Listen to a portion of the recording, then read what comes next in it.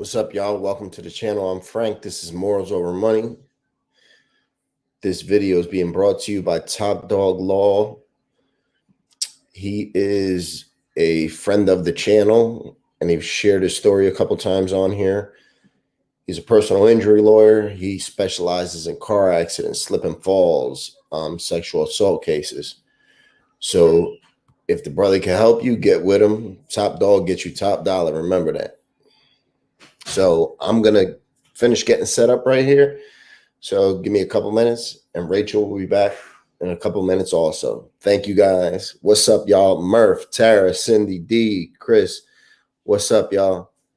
So I'm just going to finish getting my paint set up, and Rachel will be here in a couple minutes.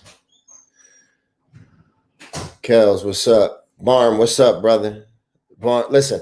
Let me tell all y'all too that this is 100% Barnes' idea. I could take the credit for it. I'd be lying. This is 100% Barnes' idea. Barnes sent me a message the day after DMX passed away and was like, yo, why don't you do a painting of him? And as I told him, I've been wanting to do a painting. I just didn't have a good subject. You know what I mean? And I don't like to do paintings just because. So, yeah, Barn put me on. Yes, you got that right, Murph. Well, I don't know about me, Barn. What's up, Lucy Walking? Cooking with Kels, Hannah, Michelle, Kathy, Jacqueline, Rebecca, Mike, Murph, Jonah Haya, Gino, Ryan, absolutely. Jessica, what's up, Jessica? How you doing? Do you still have the Kobe painting? I might have one copy of it. I sold a few of them. I sold a few of them. So I'm not sure. So I'm gonna shoot off camera real quick, get some stuff ready in the background, and thank y'all. Y'all will be able to see a little bit of it. But hopefully we'll get it done today.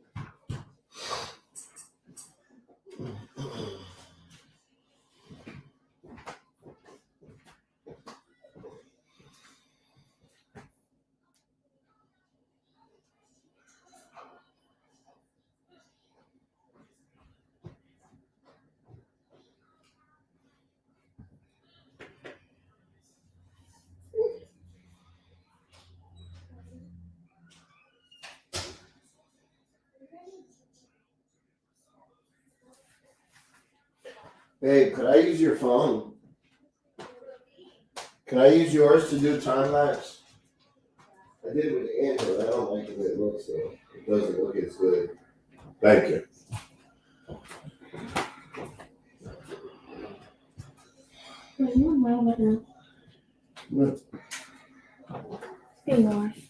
No, go ahead. Sit down.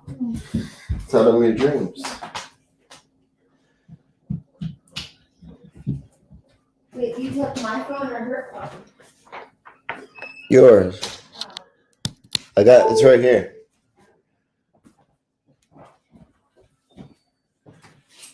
I was looking at the live. The one I did yesterday. Is this too bright? Huh?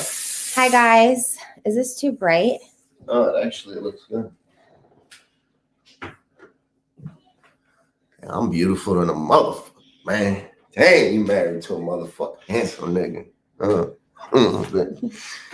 Stupid. Man, look at these Johns. Y'all gave her some fucking compliments. She gonna tear that shit down, man. No, that's not true. I'm trying not to wash my hair. Listen. I swear. She looked like Chun-Li from Street Fighter. Yeah, I like that look. With that leg. Hi, Jessica. How are you? Yes, I had this hairstyle yesterday, and you know what? My paintbrushes? Oh, they're right here. Because I had to feed the baby. Fucking my shit. Well, no. Let me just tell you. Frank says he's not a messy person. Y'all heard him last night. That's not true. I don't know where he left says my that. shit exactly where I knew it was gonna be. On the baby's high chair. Yeah. All over. Literally, like eat on the floor. I couldn't even make. He wanted me to make coffee this morning. I couldn't even get to the damn coffee pot. So. See, so then you look like that too, Jessica. Yeah. See. Yeah. My niece had her hair like this Catwoman, one day. yeah, so. it's Chun-Li. It's like, yeah. I remember she used to break the car, the Lexus. Oh, yeah. With that kid. Pat, pat, pat, pat, pat. Yeah, I know who you're talking about. Yep. Honda Mommy, Mandy. Honda Mommy, what's up? Murph. Here's Murph, Haley. Haley's back. Major's sleeping. Yeah, tonight, good thing Major's sleeping because it's a fucking heartbreaker. No.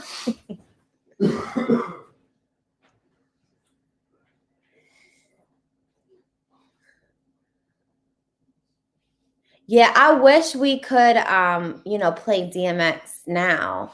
But we can't because they would literally shut it off immediately. So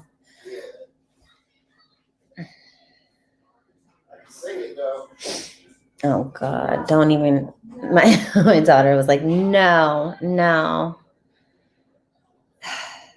So how's everyone doing? I'm not gonna lie. So I was up late last night. And then today was just literally just a busy day, and had to come home, get the kids dinner, finish up Major's homework. Frank got to take a nap. I'm like waking him up. Like, why are you doing that? What are you doing? My daughter's over here taking a video of me doing this. She's probably putting it on her Snapchat, making fun of me to her friends. Because that's... Yeah, it does look nice. Through your mouth. Bang. Oh, yeah, it's a little weird, right? But anyhow, I had to come wake Frank up, and I was like, damn. Why did you let me sleep till 9:30 though? Because I just got home. I was thought I was going to be up at 8 o'clock. We just got home from their game. Because the girls had a softball game, so, I thought it was going to be 2 hours. Here it comes 3 hours. I was literally like paralyzed with sleep. I couldn't get out of bed. The fuck is wrong with you, man? So Frank's going to I'm about to go to sleep. Let him do a live, and I'm about to go to sleep. I am drinking coffee. I had to get coffee after their softball game because I knew, I was going to have a night ahead of me. So, yes. Right? Snip, snip. Snip, snip. So, I hope everyone's doing well. Yes, I'm sorry, Kels. I wanted to join your live tonight at 7, but I apologize. My daughters, they had a softball game. It ran longer. And yeah. Who, me, Ashley? No, I will not have a hard time falling asleep. I could drink a cup of coffee and go right to sleep most of the time. Hi, Tommy. How are you? Hope you're doing well. Yeah. I don't know. I can't take allergy medicine, but I can drink a cup of coffee and go right to sleep. Yeah, I really wanted to. I'm gonna have to go back and watch that, Kels. I know the one lady that comes sometimes here. She does a show on Friday night with women, and it's like I can never get to it because Friday nights are just a busy night for us. Either we have like a softball game, or Major had wrestling before, and and when there's things like that going on, it's hard for me to get on my phone and do stuff like that. But yeah, I'm definitely go back, Kels, and watch you and Mandy. Her and Mandy did a Cooking? Yeah, tonight at 7, and I wanted to get on it, but the girls Tell them to send me a link, and I'll put it on the channel. Okay, you heard that? So send me the link to it. Hold up. Send me the link to your channel or to the video, to both, a matter of fact. Send me the link to you guys' channel. And I'll post it on the channel, like where I could post stuff, just so more of the channel members know, and then they can go over there and check the video out, check the channel out. Yeah, that's good. Yeah, Friday nights is like, I don't know. It's like our worst time. Yeah, like Frank always works late. I always said like the kids have something. Yeah. Like usually the kids have something going on. Doing an exchange lately too. Yeah, or my stepson comes over Fridays, and I try to go up to the shop to get him. Scotty, we have gone off and on with the Vivitrol shot. Let's go. Like throughout the years, when we got clean, we went on Vivitrol shot. And okay. Well, I just didn't want to make it seem like there was a relapse or something. Oh no! Like I have gotten back on. I have gotten back on it just a couple of times. Like honestly, like when I was going through depression and stuff, sorry, I see a spider. I'm just trying to keep my eye on it so I can have Frank kill it when he comes back out. I have like times that I felt depressed and stuff. I still regularly go see it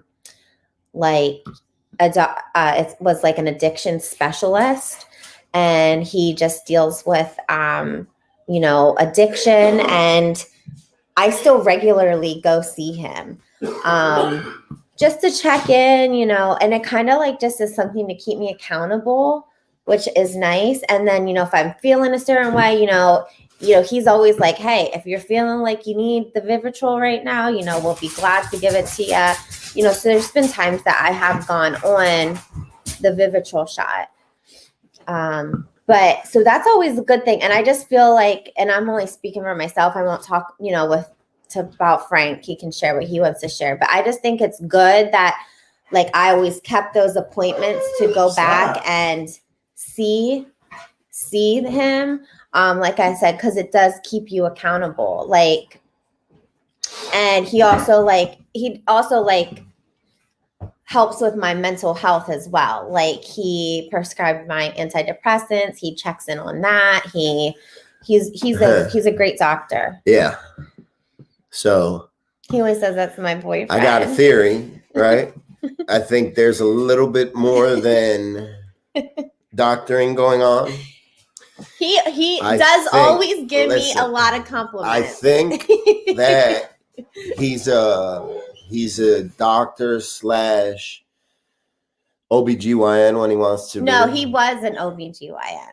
He was. And when I was Salam pregnant, alaikum, Big Uso. when I was Yes. pregnant with Mercy, Yeah. like, I would still go up there and see him. And he'd always be like, oh, can I feel your belly to see? Can I That's feel what your I'm belly thinking. to see like how big the baby is? And actually, he was the one who noticed her growth, though. Remember? Mm-hmm. Yes, he did. Yes, he did. He said there's a little bit more room in there than should be. But I did say, Tighten, stop. if I'm gonna lose her, at least it be to a better brother, somebody who got more money than me, dick bigger than me, right? So there goes Haley. I'm scared to read her fucking comments. She said about the one that said that what's up one. Painting in the nude. You That's need the way I paint, outpatient, though. That's the way I need outpatient or group. Yeah, like, well, this is like a little different. This isn't like anything like a treatment center, if that makes, like, it is and it isn't. It's like actually, yeah, he's just a treatment doctor. He just specializes in addiction medicine. So yeah, he's so stupid, right, Jessica? Like, literally, but the doctor, he does always compliment me, and like, right, like Frank will be in there, like times like he's come with me or something, and like he would like compliment me, like if Frank be like, I don't know, he's just stupid. Yeah, so the doctor, yeah, he's just like, he was the person who did our Vivitrol shot, like in the very beginning, like when we got clean. And we kind of like just stayed in touch with them. And like I said, they deal with mental health too, so, which is nice, because they're able to help you out. Like if there's times that I have even gone in there and I was like, feeling depressed, and they, help me get into more of an intense like a one-on-one counseling for my depression. Because I suffered really, really bad, like when I was pregnant, with my mental health. Like I've shared that on here. I don't know if it was hormones. I don't know if it was just me. But I became really bad, and my mental health was really bad. When I was pregnant, I got extremely depressed, and my anxiety was so bad. It was so, like, my depression was so bad, like I was suicidal. It was that bad. Like there was one time where Frank was actually like, I feel like I might have to like take you to the hospital and just have you like treated and have you stay at the hospital, because it was bad. It was terrible. I don't think like ever without using have I ever been like that. I feel like there's been times in my life where I have used, and that has messed with my chemical imbalance. But even cleans and stuff. Oh, well, I'm glad to hear that, Billy. I always say, like, as long as you're doing those things as they're prescribed to you, I feel like, definitely that, I think that's great. You're clean, you're doing well, and I'm glad that you're feeling well. So, but yeah, when I was pregnant, it was probably when I was it actually was my whole entire pregnancy.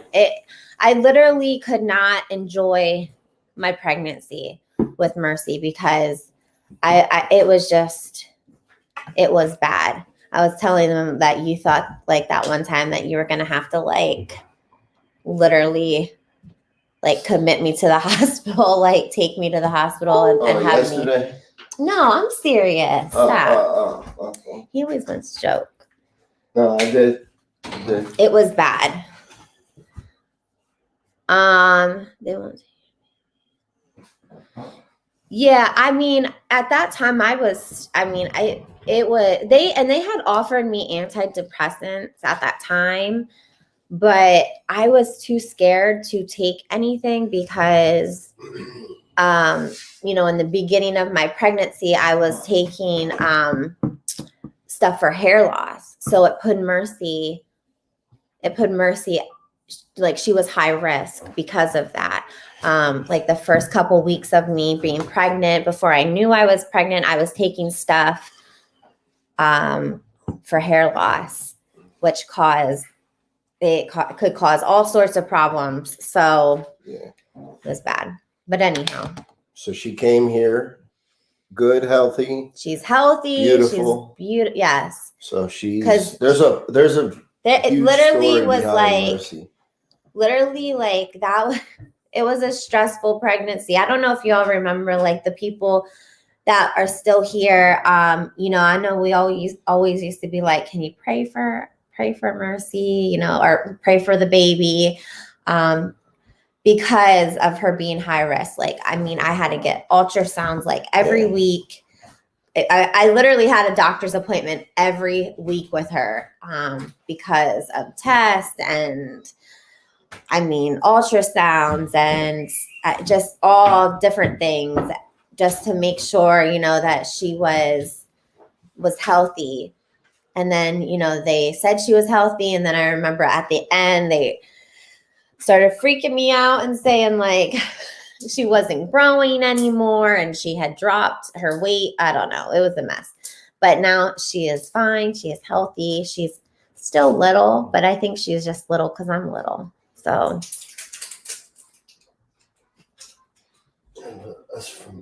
yeah, she's definitely a blessing, because even like we found out that we were pregnant with her a week before Frank was supposed to go and get his vasectomy. So even that in itself, I feel like is like, and I struggled. I'm not gonna lie to you guys. Like I really struggled. And I know I have shared this on here before, but I had struggled with keeping my pregnancy with her. Damn,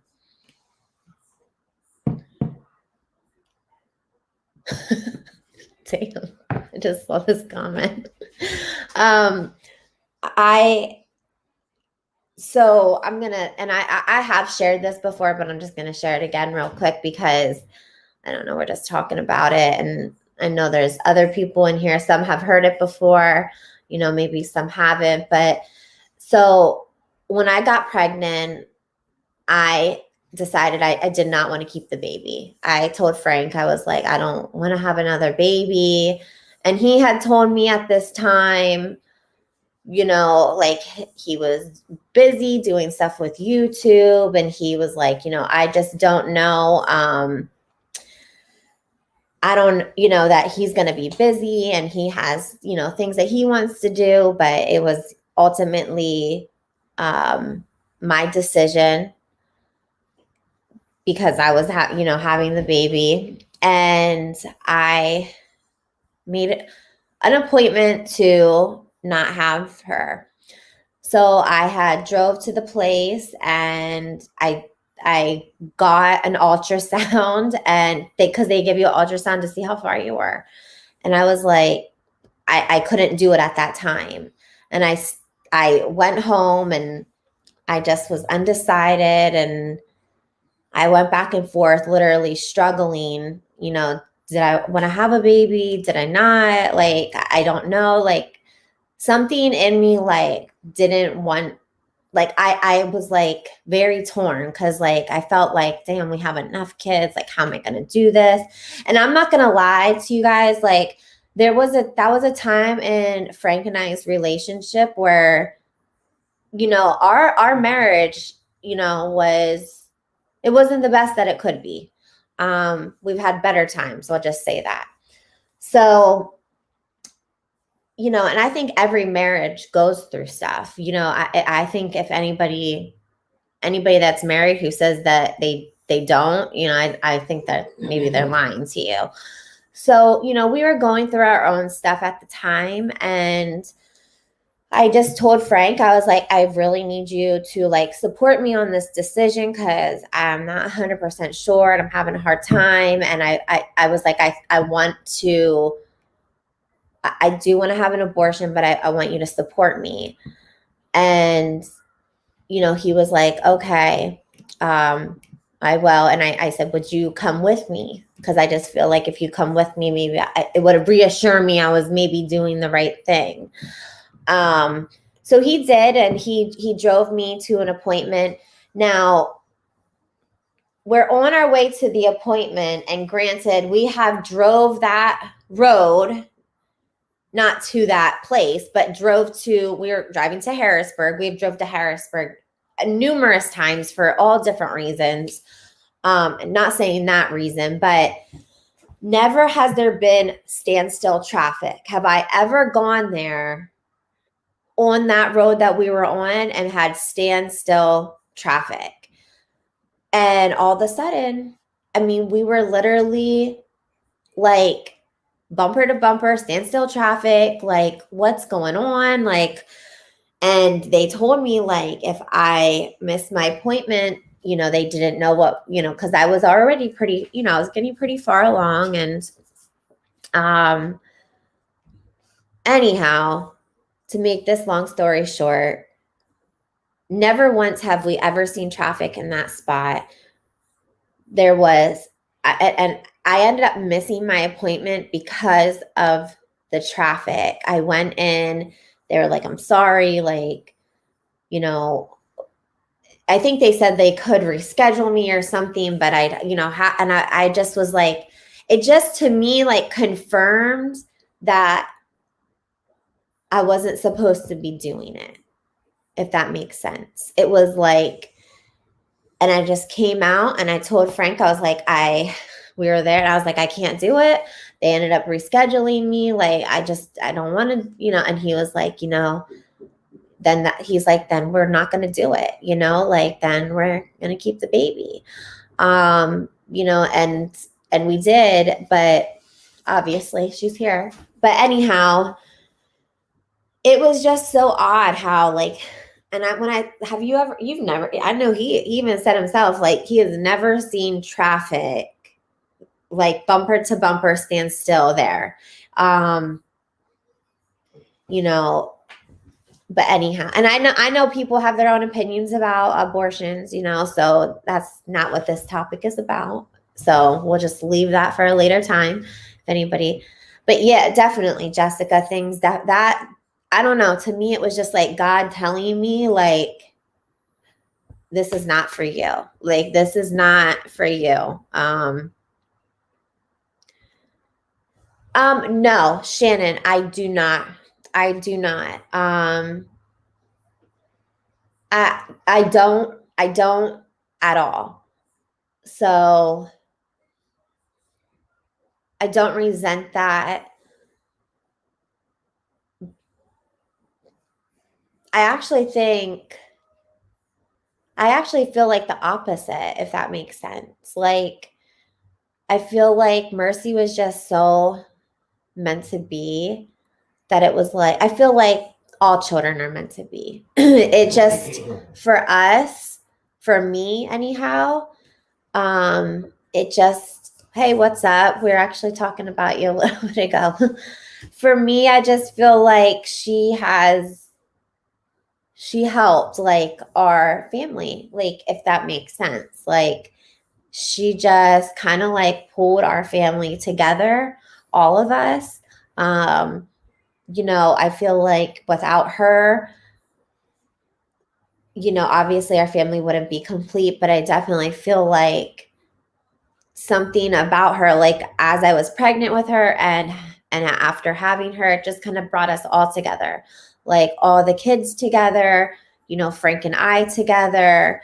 And she is just the happiest, like smiley little girl ever. Like, I have never seen a baby smile so much. Like, and she came out like that. Like, people used to say, oh, it's just gas. But that was not true, because I'd be like, no, she is smiling in response to my voice. Like, she's literally smiling and she was. How about it? I'm talking about Mercy, like how she came out just smiling, and people would say like it was gas or it was whatever, but it was really her smiling at us. Oh yeah, I have videos of it. Yeah. So very, very, very, very early. Yeah, that's how I was. Yeah, it definitely happened for a reason, because I was pretty, I don't know, like, I guess, I don't know. For me, I'm not going to lie. In my past doing things, there was a time that I did get pregnant and I ended up not having the baby. Because at that time in my life I wasn't ready. And for me, that was also a very hard decision. But at that time, I don't feel like I struggled as much. And that's something that I have to deal with in my own way. But with Mercy, it was definitely a different feeling, So yeah, he's not naked tonight. And I also feel like, that kind of like ties in with addiction too.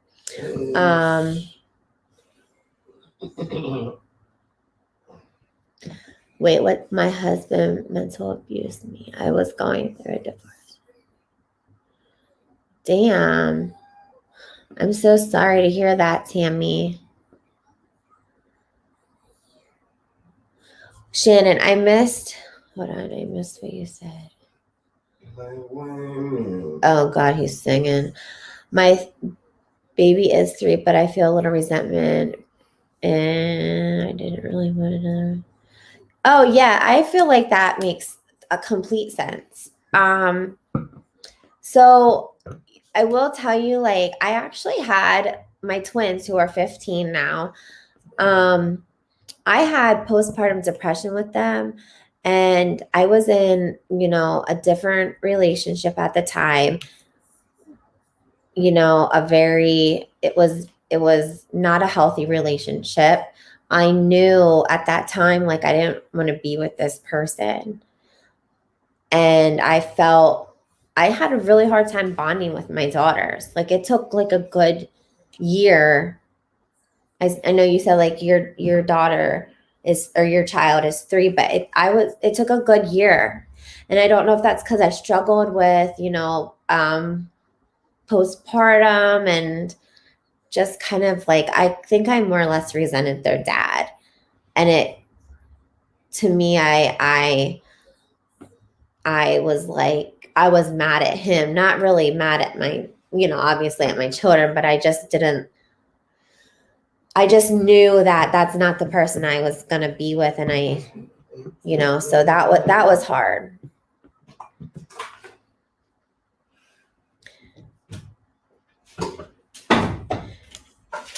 Tammy, is he like under the influence of something, like when he's doing this, or is he just like that? I hope that, yeah, you definitely don't, nobody deserves that. Nobody deserves to hear that. Nobody deserves that. And I'm sorry that you are going through that.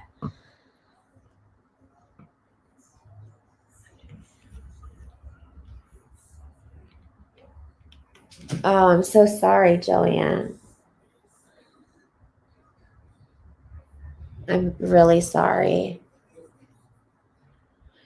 And like, I don't even know what to say in those situations. I have a friend, and her husband, like, they're just wonderful people. They have gone down with us to Kensington actually to help out. And they just they cannot conceive. They're having a really hard time. They've seen some specialists. Right, Billy? That's really right. Yeah, nobody. Yeah. And you know what? That's his problem. Like, I don't know. Like, I just feel like if people are happy and they're not so miserable, like, no, they would never say mean things like that. Like, that's his own unhappiness. I wrote yeah. Okay. Yeah, he's doing good back there. He's singing. He can't hear us. He probably got sick of me talking last night. No, he doesn't.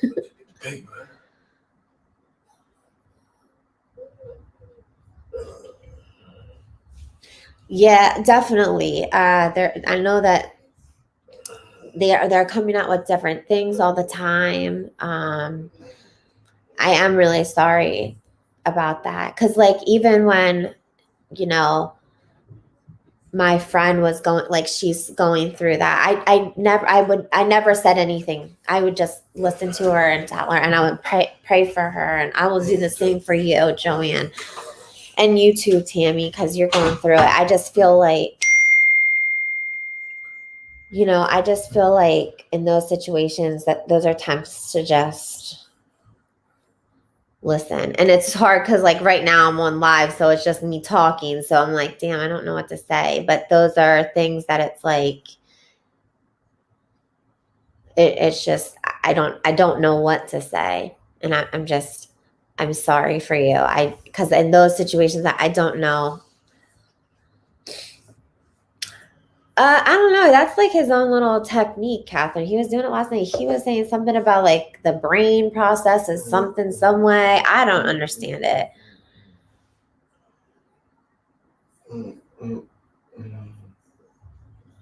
Yeah, what's up? So are you from that area? What's up? Are you from like Philly area?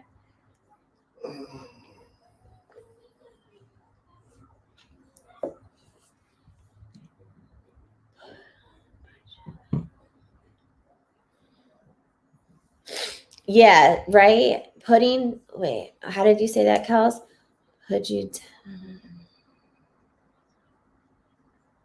Yeah, I think I know what you're saying. Like they're putting you down to make them feel better. Wait, what to tell Picasso? He's gonna. Yeah, he knows. We were talking about how you said about. Oh, absolutely, Kels. Sorry, I do have ADD, so I do apologize. I jump all over the place. Okay, you're from Detroit. Yeah, no, 100%. I used to do that. I literally used to do that. So like, and I'm so ashamed of like things that how I was. I had to learn some stuff and do a lot of growth, but I was definitely one of those women that, like I was a jealous and insecure woman. And sometimes I'm still jealous and I'm still insecure, but not on the level that I was. And I just felt like any other, I didn't like myself. So like I would just say mean things. Like I was intimidated by other people that, because I didn't like who I was. And that's why I acted like that. And it was like I just felt so miserable that I wanted somebody else to feel miserable. So like that's how I was. And I'm so glad that now I see it differently. My eyes were opened, because I feel like for women, the one thing for us as women, like we just should not pick each other apart. Like we should not do that. Like I don't think, like a lot of times I see so many times like women attacking other women's looks, and I feel like that's just something that people should not do. What's up? Yeah, it is with 2 A's, but I'm so used to people spelling it the other way. Yeah, we definitely do have to stick together. You know, and I know sometimes it's like, I have to understand too, like some people are just so miserable that that's just how they're going to be. You know, because I used to be like that. I was just so like jealous and insecure, but I also feel like that had a lot to do with my past relationship. You know, like my past relationship was not good. So in that relationship, it was very abusive.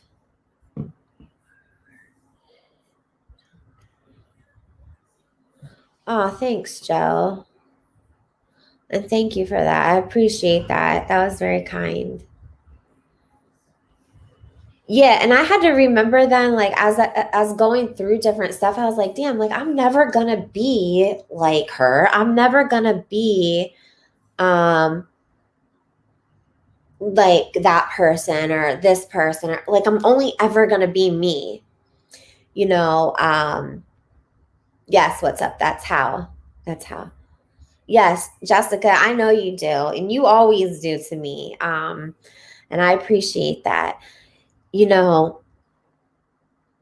it's like I just had to remember, like, okay, you know, I can only be me ever. Like, I'm only ever getting this, like, this is it. So I'm only working with this. So if I want to improve it, I can improve it. But, you know, I also, but not just that, but, and I mean like wholly, like from inside to the outside. You know, if I don't like something about myself, I need to change it. And that's why I got to the point where I was so tired of being miserable and I was so tired of being unhappy. And it was like, and this isn't, you know, this is something that I work on daily. You know, it's like, I didn't like who I was. I didn't like being that version of myself. So I had to change it.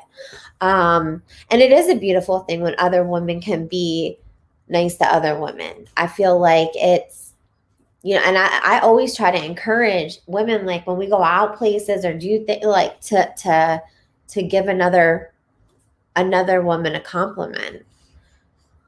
My daughter's up. 1 second, y'all.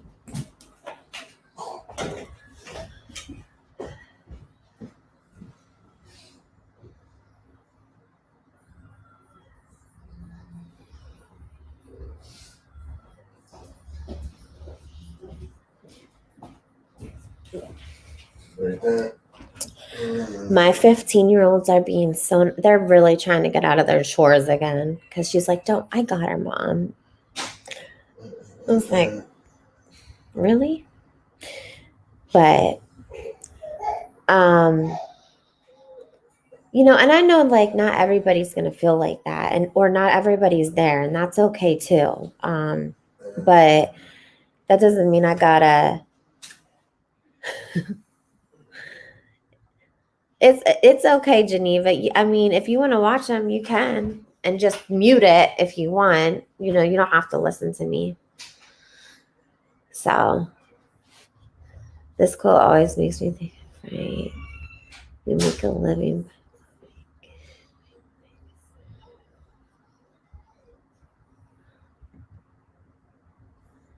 So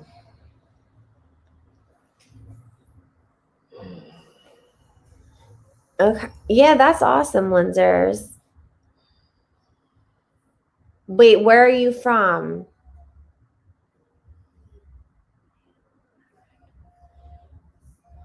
Oh yeah, Haley, definitely, definitely. I feel like word. I was just saying this last night. Like words hurt. Words hurt.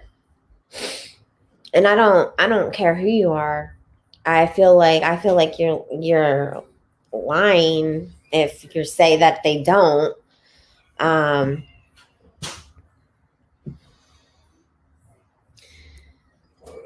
Kanye? He's over here singing. So I have 5 of my own and 2 stepchildren. No, he has his AirPods in. So listen, he is over here moaning and It's like shit like it's scared to make a fist fight. My dick back. wait, what? What's Right. this then?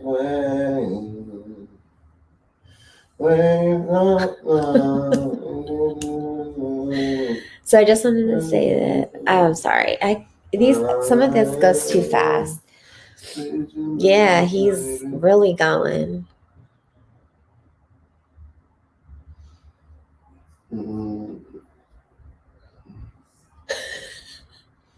He's not speaking any language. He's literally, he doesn't know the lyrics. So I feel like he might be trying to catch up. Do you know what I'm saying? Like when you don't know the words to a song, so you're like, like, I feel like that's kind of like what he's like. Major does it a lot in the car. And I don't think he knows. He doesn't know the words. So, hey, Frank. Who sings that? What are you listening to? Who sings it? They're asking. Oh, for what? Are they fucking playing jokes on me? No, seriously. Kanye. Yeah, let him sing it, please. Yeah, you think I'm fucking slow? Yeah. I know. Literally. And hold on, I gotta check on Mercy.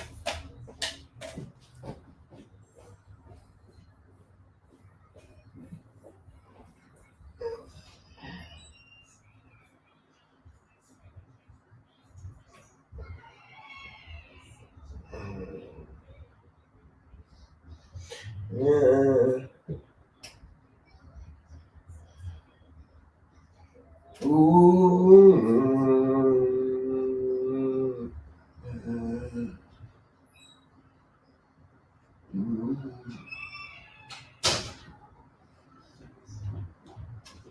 Baby.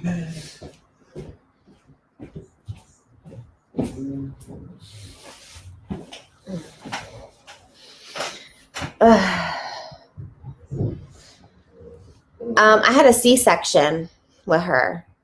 So it was pretty short, actually. I never made it to actual labor, so it was scheduled.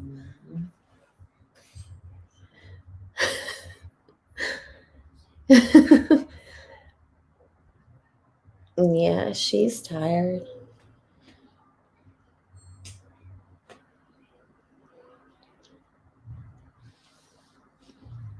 Yeah, she will go back this. Listen, she goes right to sleep she goes right to sleep like laying in the bed with Frank. Like literally. She'll lay down with him and go right to sleep. I always like lay her down and then try to like get some stuff done. So you think she's Frank's clone? I don't see it.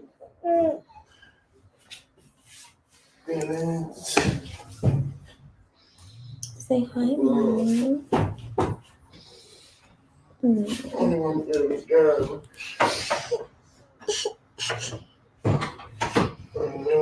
Oh, Tammy, I hope you take care.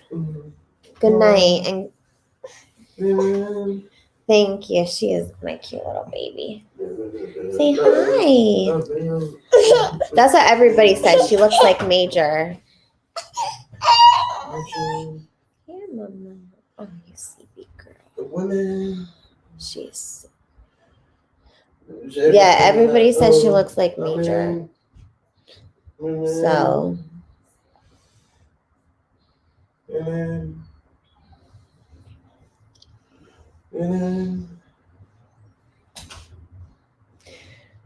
So, Have a good night, Murph. Yeah. He started last night. Oh, yeah, you know, 'cause you were on last night. That's when he started. Doesn't. My life up. Get to man. Yeah, Billy Madison shampoo. I hear you. I feel you. Do you want to join me? Come on. My daughter's here. Let you know.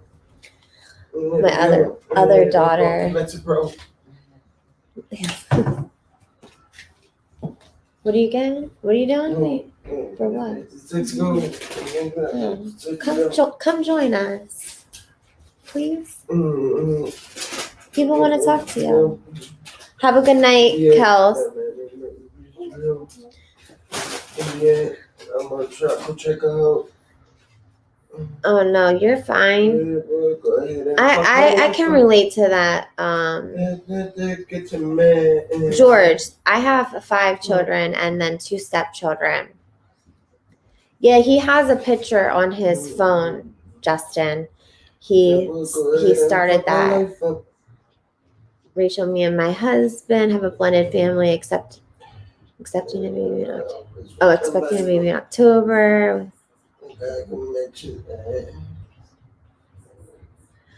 Okay, no, it's definitely more helpful.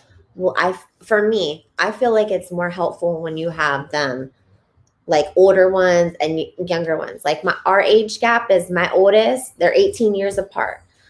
So literally almost 18 years exactly. And then my daughters, you know, they're 15 and they're just like second moms to her. Like honestly, it's so helpful. I think so. And I think too more because they're girls and they're very nurturing too already. So I feel like that's also helpful.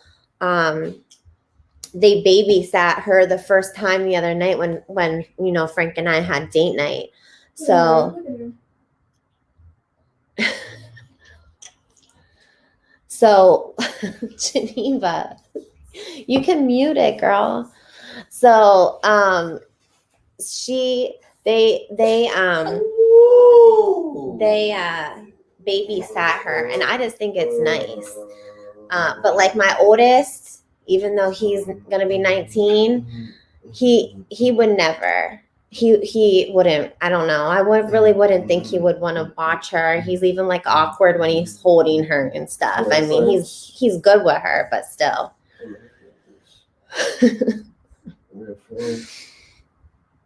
I should have never even responded. I'm just like.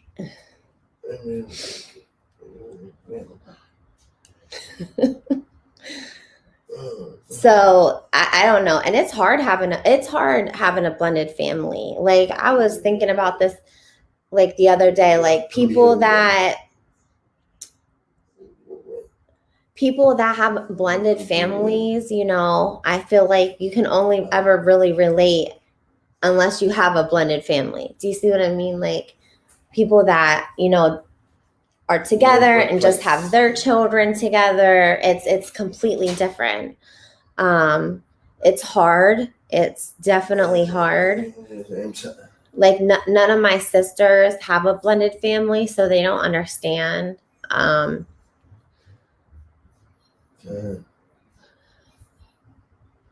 Thank you. What's up?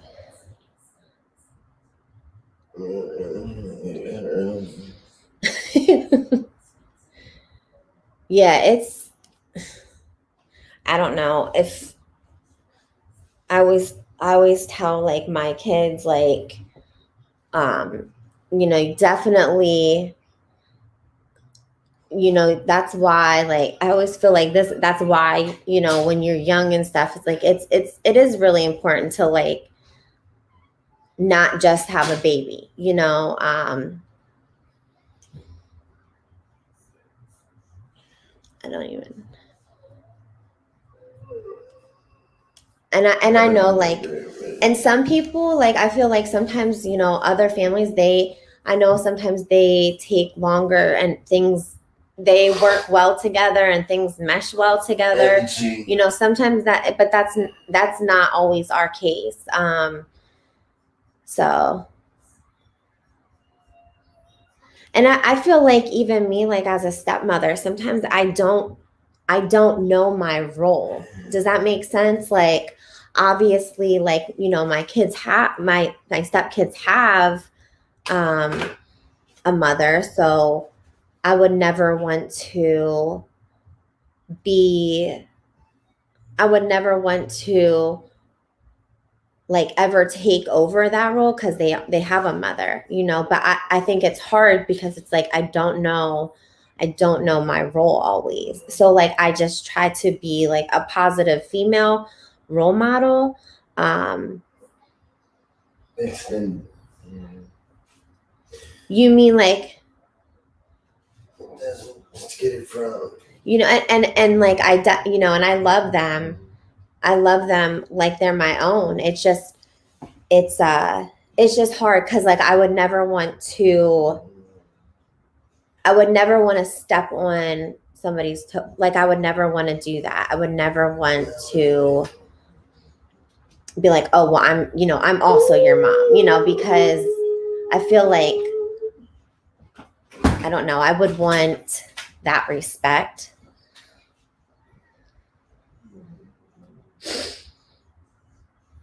You know, where I feel like with Frank, you know, he has like, it's a little different for him, because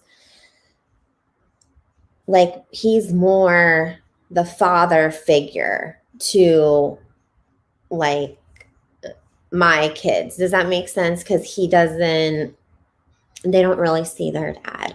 So like to the twins, like it's more like he is accepted as their father. So it's just it's hard. It's hard, you know, like nobody ever says like, oh well, this is how it's gonna be. And I mean, it all works out and it's all good. And I wouldn't trade it. You know, it's definitely has its challenges. It's definitely has that. That wasn't listen, I don't know what he's doing. Being stupid.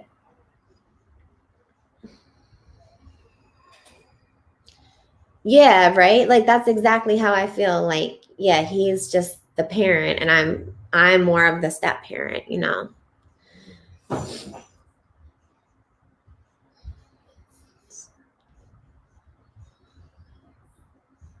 Ryan, I'm not sure what he's gonna do. I think he's gonna. I don't know. I don't know. I don't want to say, but I think he said something about like maybe um donating it.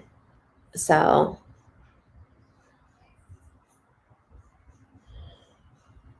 yeah, Frank did. I remember the first time that like so.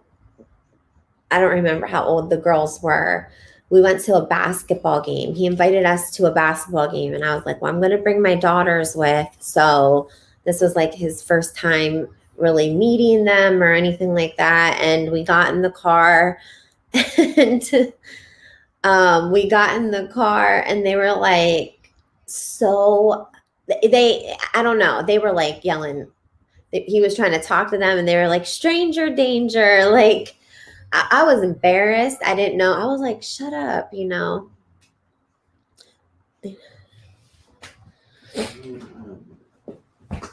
Yeah, I did hear that about elephants. I thought it was 2 years, really, but like 3, I guess. I'm sorry, Mama. I know. You want Mommy to go lay you back down?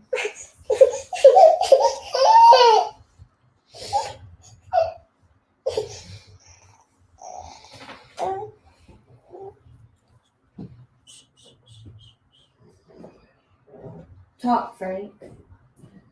Well, I heard him.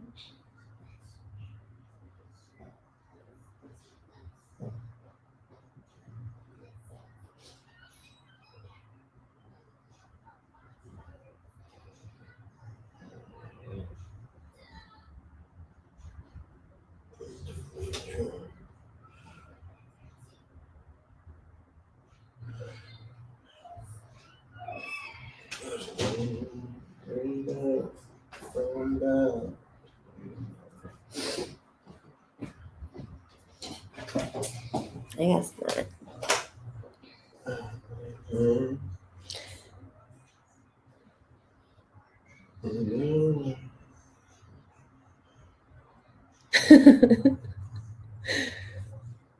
Go ahead. Yeah, here, I should have. Billy. It's all Geneva right here.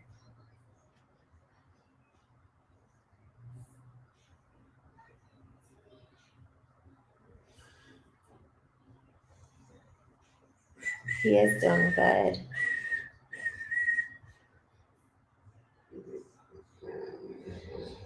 Damn, that's crazy. I mean, I think 9 months is a long time to be pregnant.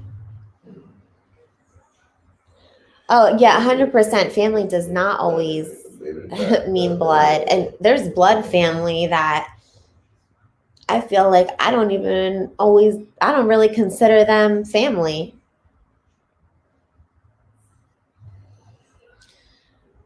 Thank you, Sway94.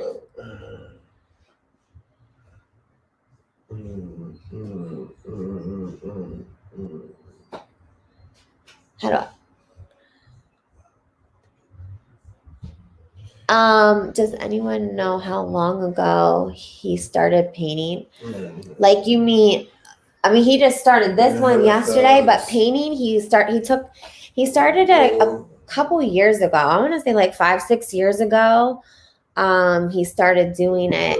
Honestly, he was just like, he's artistic, but I don't.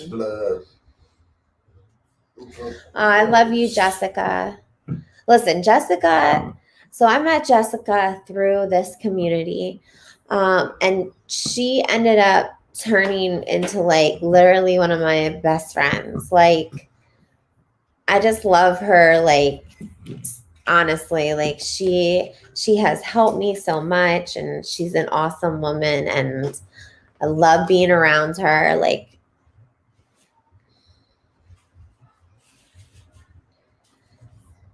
and I appreciate you, Jessica. I don't think you can, Haley.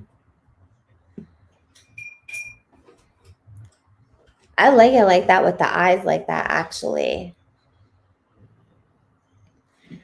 Yeah, Jessica's amazing. She's like not only like gorgeous outside, but like literally on the inside too. Like, she's a total package. Are you talking about me? Yes. Yeah. Yes. Yes, I am. What do you want to talk about? I don't know what to talk about. I don't know what to talk about. Yeah, he's doing good. The only reason I wore my hair like this yesterday is, I'm not gonna lie. Good night, Jessica. I'm trying not to wash my hair as often. Will you tell them when you get a chance that tomorrow? I think they can hear you. I'm gonna start dropping the videos of that girl from Pittsburgh. Oh, okay. So y'all heard. Tomorrow he's gonna drop the videos. Start dropping the videos of the girl from Pittsburgh. I'm not sure if you guys followed when he was talking about it, and I definitely don't want to give too much away, but she had posted on her social media, she was in an altercation. It had to do with a boyfriend. So, Frank went down, spoke to her, talked to her about different things. And she got like pretty big on TikTok and her Instagram. So, yeah, so we're going to hear that, which I think that definitely looks, I'm definitely curious to hear about it. I don't want to like say too much. So thanks, Billy. I was saying, listen, the only reason I have my hair up, because I have to find different hairstyles to do, because I'm trying not to wash my hair. So I I want to try to get it like a little healthier, and I don't want to strip it from all its natural oils, but you know how your hair looks after a little while. So dang, Throb, I'm sorry you feel that way.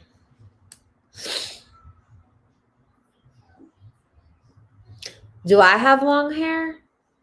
No, not really. And thanks, Justin. You're so sweet.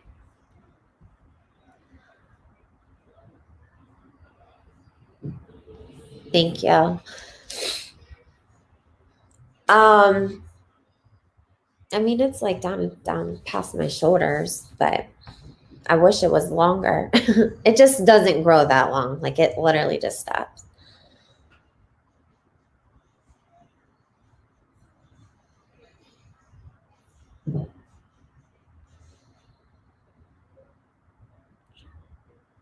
Wait, what is it? The product?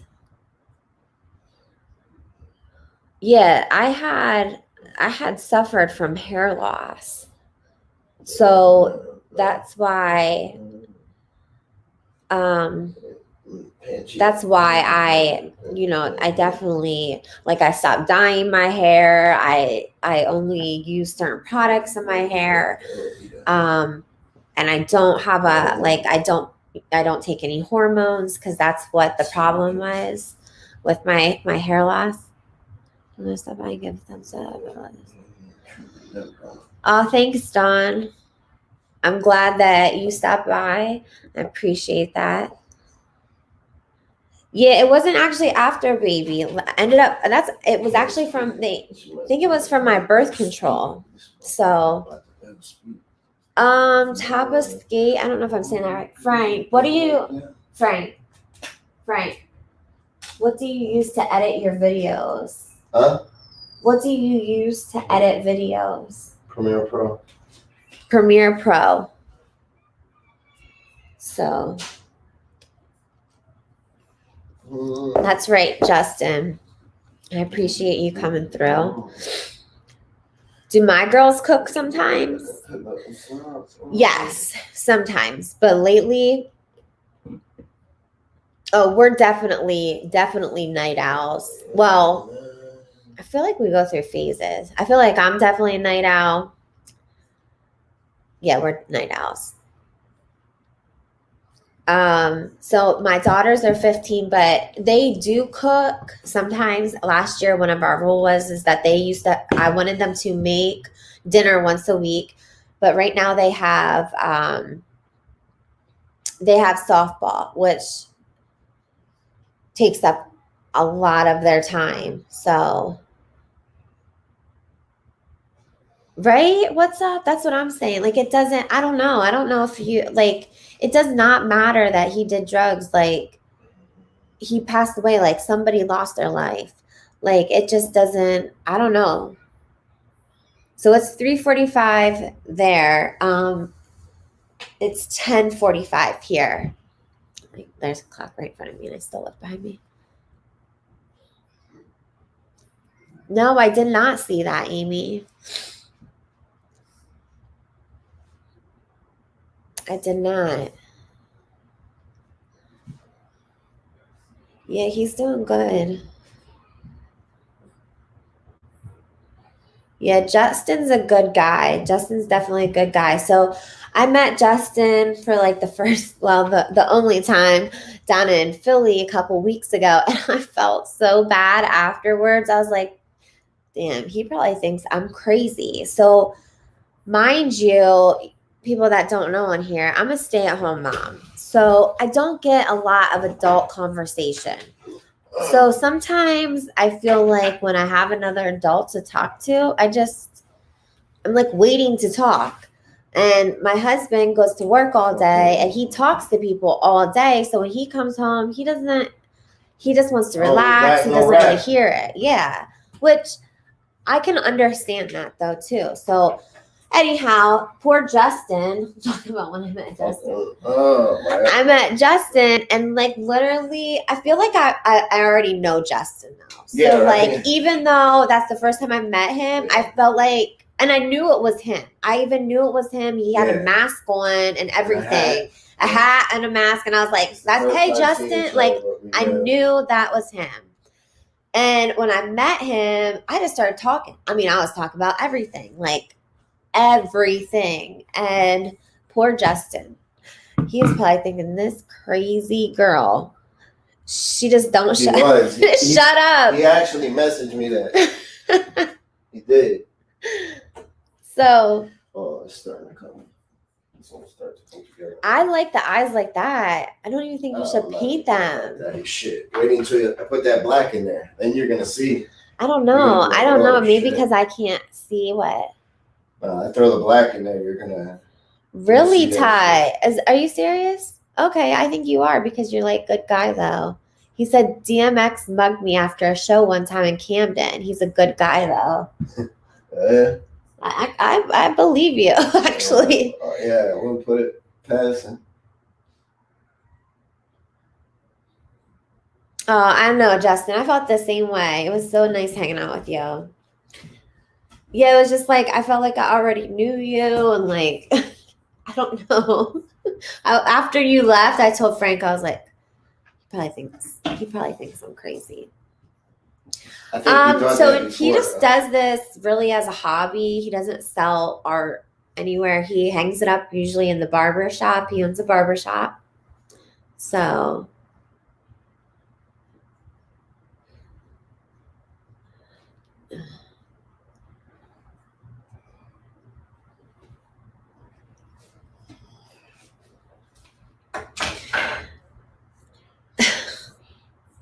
I just can't with some people.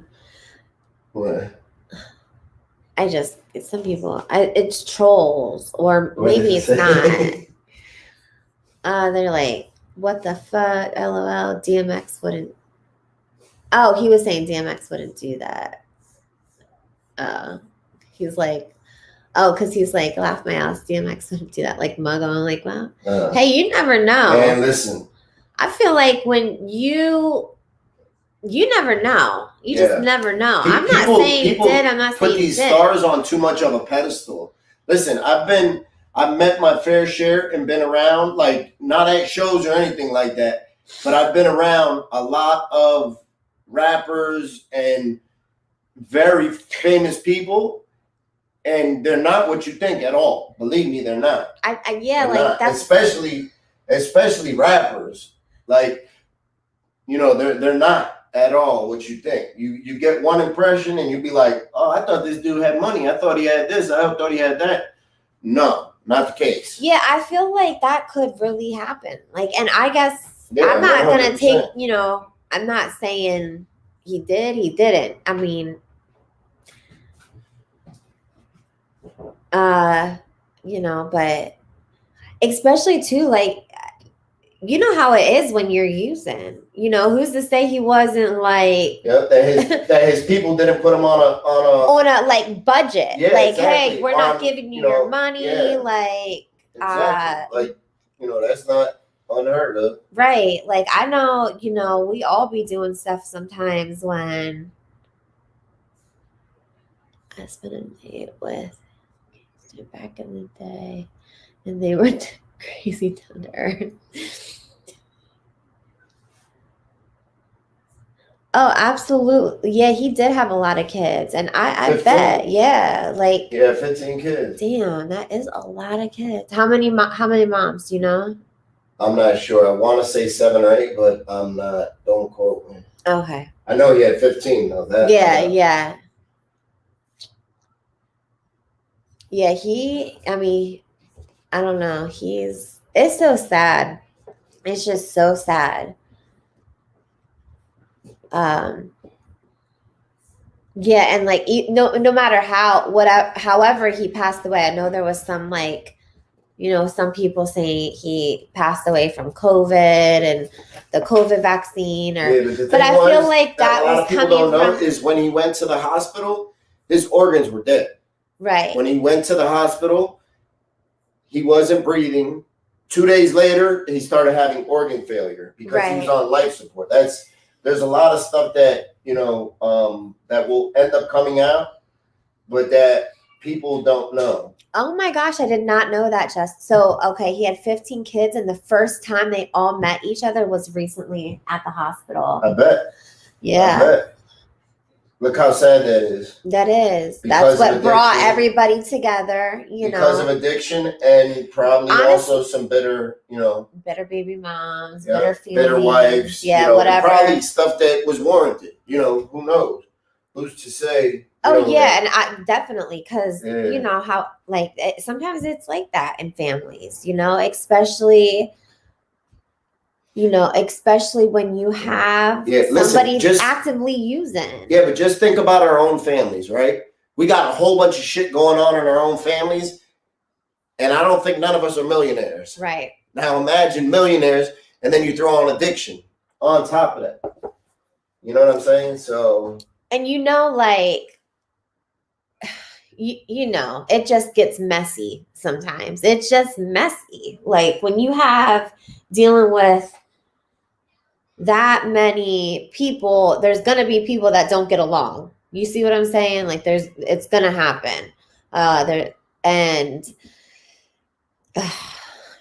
sure it was messy, and it's just sad that that's what brought all his kids together. Yeah, but sometimes God will do stuff like that, though. Oh my God, money goes so quick in addiction. Sometimes God might want the family together and see, okay, this is the only way to bring y'all together. So then so be it. Let's do it. Damn. Yeah, that's so sad. And, he might have been praying. Addiction is horrible. So he might have been praying for God to take him. Yeah, because like who in their active addiction, when they were like, and I don't want to say rock bottom, because sometimes I really feel like sometimes there's just not a rock bottom. I feel like everybody's rock bottom could be death. And I just feel I don't want to ever say like, oh, you're rock bottom, because what? That's really not a rock bottom. Yeah, you were just in a really bad point that made you want to change. Yeah, you just sort of. So well, it's happened. I heard that, from what I heard, is that it was, coke, crack, some kind of upper, and that he ended up having a heart attack. Yeah. And his organs, 2 days after, when he was in the hospital, he was on ventilators and breathing machines. 2 days after, his organs started to go into failure. Yeah. So, I mean, it's just one of those. And that came from his family, his manager, actually, that released that statement. Said there wasn't really brain activity. Yeah, that he was in a vegetative state. Yeah. Which, listen, and Frank and I have both talked about that. They throw the term out when we finally ask for help, rock bottom, but you're right. Yeah, I just feel like, I always hear people say, oh, like, at my rock bottom is one I knew. But I'm like, was that really your rock bottom? Because I feel like everybody's rock bottom would be death. Like, that's a true rock bottom. That's a bottom you're never coming back from. I just feel like you were at a point where you felt so much pain that then you realized you wanted to change. 100%. That's what it was. Like, you felt that pain so deep that you were like, damn. I want to change, but I don't feel like, I don't know. I think it's when we stop fearing the pain that it's going to take to get through. There's a saying, it's the fear of change is greater than the fear of the fear. It's like your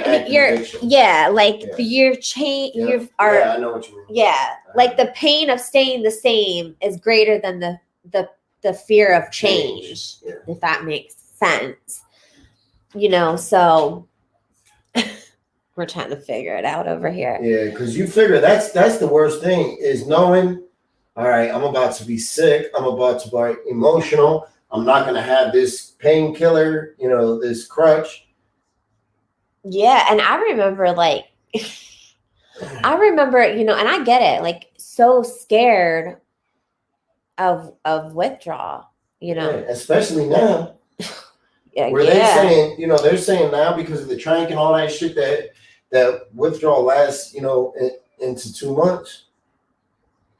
Damn. There's people who've gone to jail for 2 months. Like and I still feeling remember, like shit. back when I was using, and there wasn't like fentanyl. It was just dope. It was just heroin. And I remember, that in itself was like, a week, 2 weeks withdrawal. Now you still felt some, but the majority of it was only that long. And now, yeah, like he said, 2 months.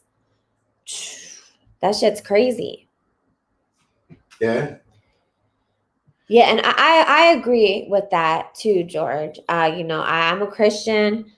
I completely agree. I know that's not everybody else's belief. And I don't ever try to push mine on somebody else's. Because I try to have respect for everybody. The sad truth about DMX passing is all the baby mamas fighting over everything left in the bank account. Really? Well, I guarantee you. The thing is, when somebody passes away, there's an estate, what's called an estate. So there's any assets, any money in a bank account, any money that's due, that comes into play.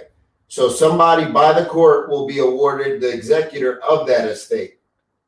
So none of them will really have access to it until a court decides, okay, this is what's going to happen. Right. And there's 15 kids, so his good thing is his streaming went up, almost 1,000% since he's passed. So that's dope. So that'll be some money for his kids and his family. But his family has released statements saying, we're not hurting for money over here. Right. If there's any type of GoFundMe or anything set up, it's a scam. And please report it. So I heard somebody had asked about, couldn't imagine like if they gave methadone in jail. Well, they do. Now they do, but not all jails do. Yeah, no. So I'm just like, a lot of jails don't. Yeah. And a lot of times too, like if you're on methadone and I only know this because I know this happened to somebody. If it's for something petty, I know somebody that got out of going to jail because their methadone, they were too high of a dose, that they were too much of a. That happened to my sister. That's what I'm talking about. I just didn't say it, but numerous times. That was actually, Frank's, my sister-in-law that happened to. Numerous times. That they literally just didn't take her to jail because she was on too high of a dose, that she's more of a liability, that if something happens and because they weren't giving it to her, that she would have to withdraw. And that helped to keep her in active addiction so many times, where I wish they would have took her. She might not be out there getting high right now. You know what I'm saying? Yeah. So I wish they would have took her. I feel like the court system, or they should have done something. They should have took to intervene. And said, fuck it. Like her in intervene jail. Somehow. You have charges pending just like anybody else, and stop giving like preferential treatment. It's because all you're doing is sort of putting a Band-Aid on the situation. Contacts were so dry for me. You're not helping the person whatsoever. So I turned it off. Yeah, I agree. If you were really trying to help somebody, even though nobody might want to say it, but jail is better than waking up sick. Waking up in active addiction. You might not return from that. At least you go to jail, you're going to wake up feeling like shit. You're going to hate whoever put you there, but you will get. I'm sorry, but they were. Come here, take me. Yeah. They'll start licking the paint. Me, how do I stay so skinny? Honestly, I'm really not that. I don't think I'm that skinny, but I know I'm small. I'm just naturally I'm just very petite person. So, and I do try to watch what I eat, but honestly, I think it's just work out. I do work out. And I feel like I stay very busy with my kids that sometimes, and I'm one of those people too, like, like they have stress eaters, like people that I actually do the opposite. So if I get my feelings, I actually don't have an appetite, which isn't always good though. So I feel like there's so many things wrong with the system that it just needs to. They need to let some addicts start running that shit. Honestly, people, I was about to say some recovering addicts, yeah, because they need to let the inmates run to jail. They don't understand. They don't understand. It's still I think in society, it's finally caught up to be a disease concept and realizing, okay, there's something wrong here. Yeah, only because it has now affected. It's spreading to suburban. You know what I mean? And now instead of being a city problem, it's a rural problem. Right. You know, because when it was the crack epidemic, everybody was going to jail there's people still in jail. But it's the opioid epidemic. It started reaching the judges' kids and the DA's kids and their nephews. Now it's a crisis. Now people need help instead of being thrown in prison. Yeah. I'm only 5 foot. So, see where it's at now? When I start throwing the black on this, it's going to pop. It's going to look so crazy once I start throwing the black on it, which I'll do my next color, and then I'll put the highlights in, because it'll take me a couple days before I'm done with it. 100%, Mike. Because it's the politicians' family members now. That's yeah, you're 100% right. Yeah, the rabbit now it's a disease, like when it was the crack epidemic, and it was affecting the black community. You eat the fucking pencil type? It was, we're going to throw all these people in jail and lock them up. Yeah. And it was a crime. Now it's disease, And it's sad that had to happen. Like look at all the people that died. Yeah, people that died. We all know family members that were affected, through all that. Yeah, the majority of the channel right there, except for Murphy and his wife. What? Huh? What'd you say? I said almost everybody on there gets high except for Murphy and his wife. Jessica's just in denial. I seen her slide away on Kensington numerous times. None of them are on here, so they're. He's so stupid.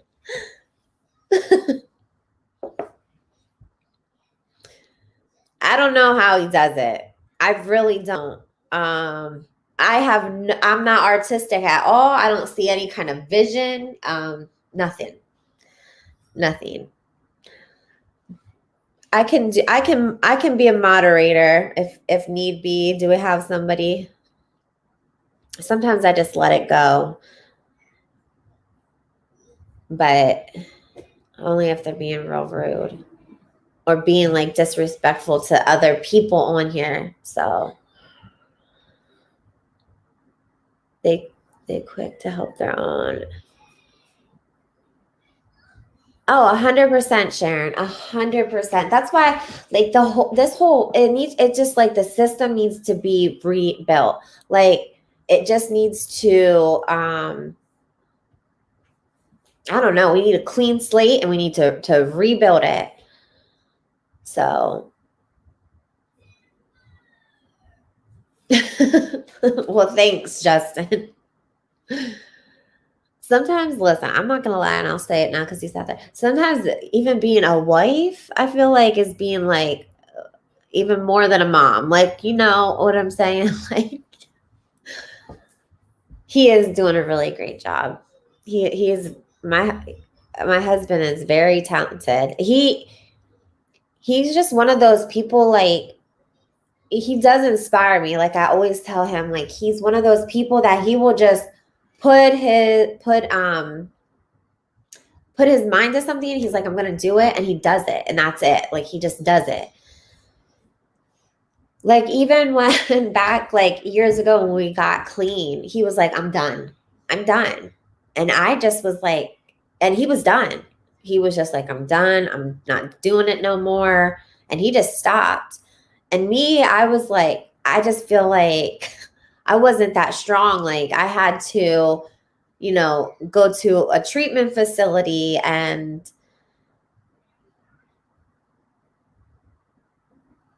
you know, I don't know, but he definitely inspires me. It really is like having a full-time job. Did he motivate you to stop? Yeah, absolutely. He did motivate. I think we both were there. I think it's one of those things when you have a partner who is also in addiction, you're either going to hurt one another or you can save one another. Because there has been times like through us being clean that I could see Frank, his attitude maybe slip in. I could see like it wasn't a relapse where he picked something up, but I could just see like his mindset going. He kind of was like getting a little like, fuck it, like I can't, you know, just that. And so I was like, damn, I see this. So that means I'm going to have to be stronger right now.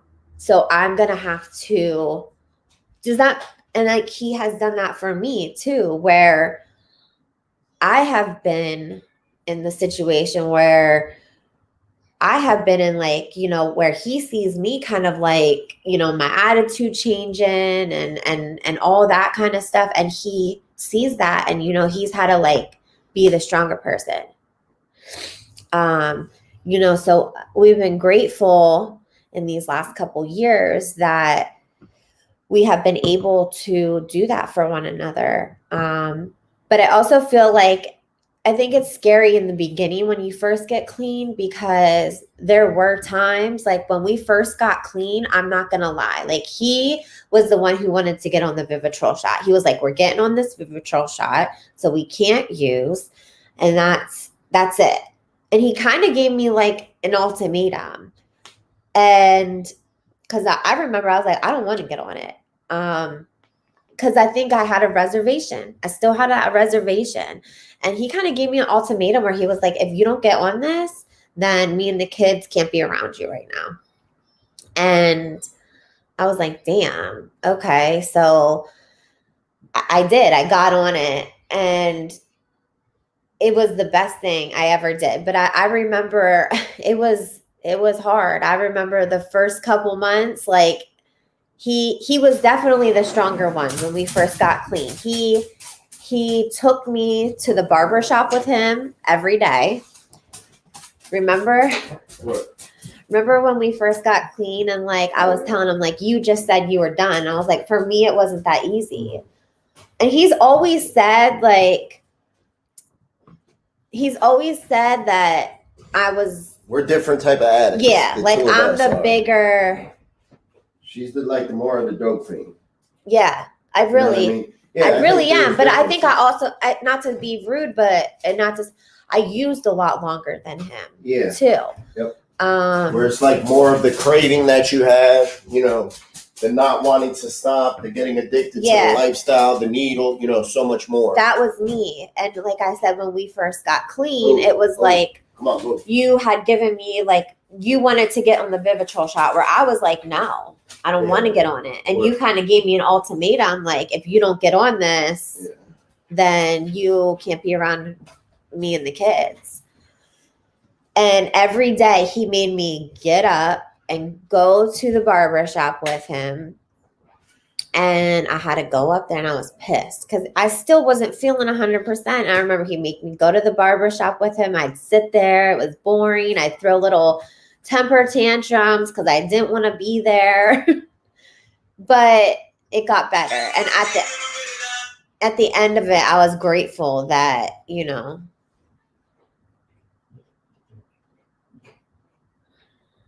Oh, thank you. I thank you for that, Billy.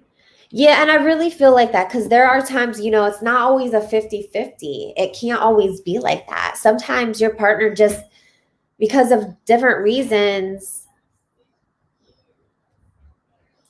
Oh, listen, the shot is the best thing, I think. think it's the best for, you know, for me, it was the best thing. Getting on the Vivitrol shot was the best. And I think it's not impossible, because I used to feel like it was impossible too to get a week clean, 2 week clean. I think you can definitely do it. Yeah, Method Man. Yeah, we're still on, Honda Mommy. You be keeping me up too late last night because I got to get a shower and clean up, and you know, he lays right down, goes right to bed.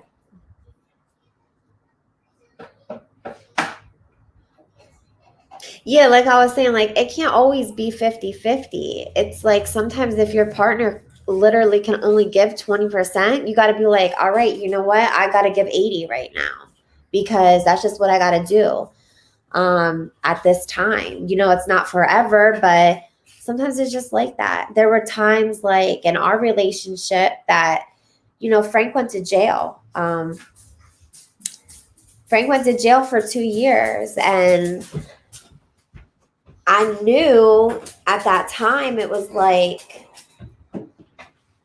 damn, like this sucks, but this is a temporary situation. And I knew that I loved him, and I knew like I wanted to be with him. So for me at that time, it was like, you know, I knew that he couldn't give the other 50%.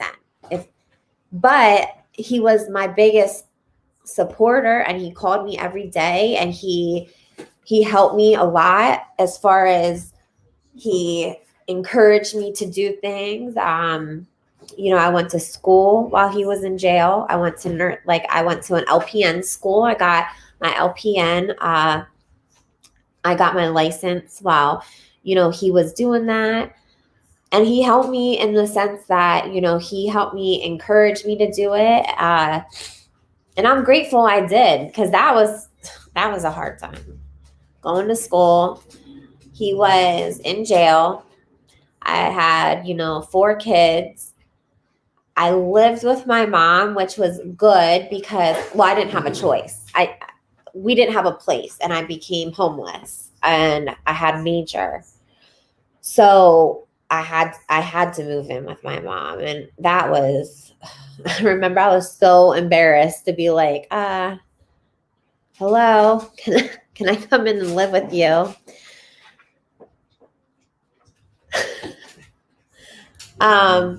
So, you know,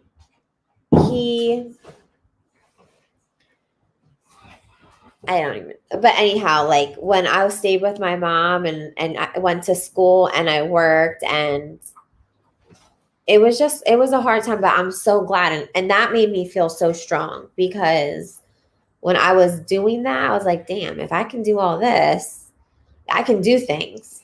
So it gave me a lot of confidence in those and different things. Come on, Titan. Good night, Haley. I'm glad you joined us. I honestly don't have an update on Jamie. I'm not sure, which we haven't seen her down there, so that could be a good thing. It could be a bad thing. You know, sometimes it's a good thing because you don't see somebody because you think maybe they got it together and they don't got to be down there no more. And then sometimes I think, you know, when you're down there, you're playing Russian roulette with your life. So that could be.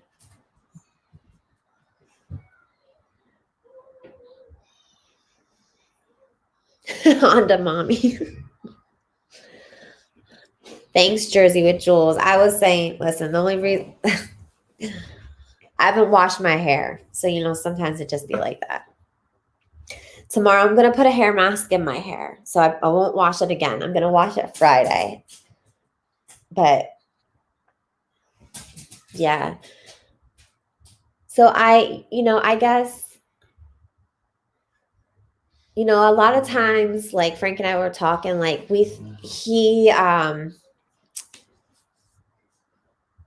Johnny, same. I was like that too with my depression. My depression, I think it's because I just wanted to feel any other way than how I felt, because it was just what I was feeling was not good.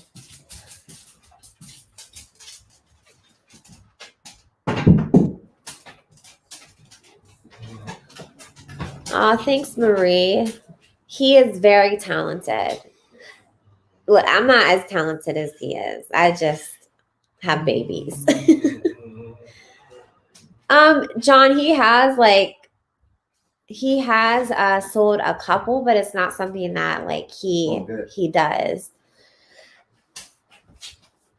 But Frank has also, I want to say, like, Frank has also held it down, you know, because there like, even right now, you know, I'm not working. I am, but I will say, I feel like some days my job as a stay-at-home mom is a lot harder than just a regular job. You know, I feel like it's a 24-hour job, you know, 7 days a week. Do hair masks help with dry scalp? I'm sure you could get one, but that's not the one that I do. I do a hair mask just to help the ends of my hair. I do miss working. I love what I do. I love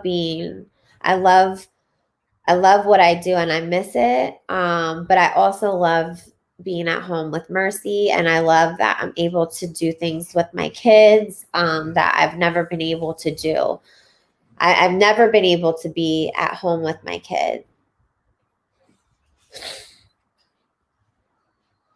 So I'm grateful that at this time in my life that I'm able to do that, because I know it's going to only be a temporary situation. I will go back to work, and I will not be able to be here with my baby. And, you know, I missed out on a lot of things with my older kids because of my drug use. So for me, I'm grateful for this, because this is nice, you know, this is nice. Even though sometimes I'm like, damn, I just want to put you down and get a shower without you crying, or put these damn clothes away without holding you, because Mercy likes to be held.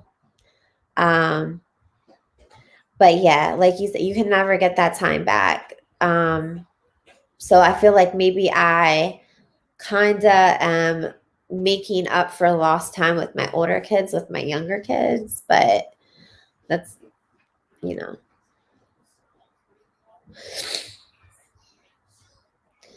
Well, actually, Jersey, like, this was actually one because Frank was painting. He thought yesterday was Wednesday, and he thought he could finish this in one sitting. But no.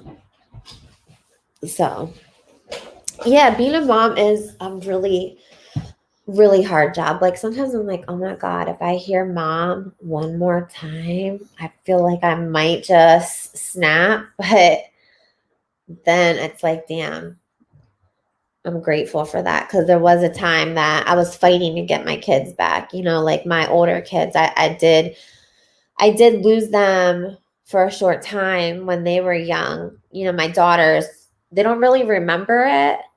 My oldest son does. Charles. I see what you're saying. I see that.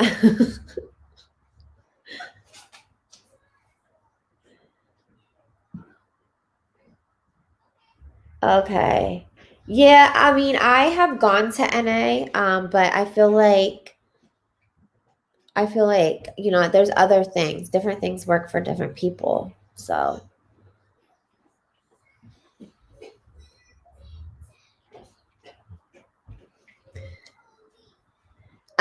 he's Frank. They want to know why you're doing it upside down again. I can't remember what you said. He can't hear me. Frank. Babe. They want to know why you're doing it upside down. Why are you doing it upside down? So that I don't see the whole face and I just see shapes. So he doesn't see the And whole face and just sees shapes. It's a lot harder to draw shapes. It's a lot easier to draw shapes than it is a whole face. You know what I mean? Move tight. Move. It's like it's a thing that I learned reading an art book. It was when called, you break stuff down into smaller pieces, it's easier to paint or draw than it is tight and get. Yeah, that's exactly what he's saying, Jers. Yeah, that's what. Yep, he visualizes that way. You know, to be like, okay, I need 4 triangles here. Get the dogs. Leave her alone. Tighten. Leave her alone. Get. Right? Can't give away all your secrets.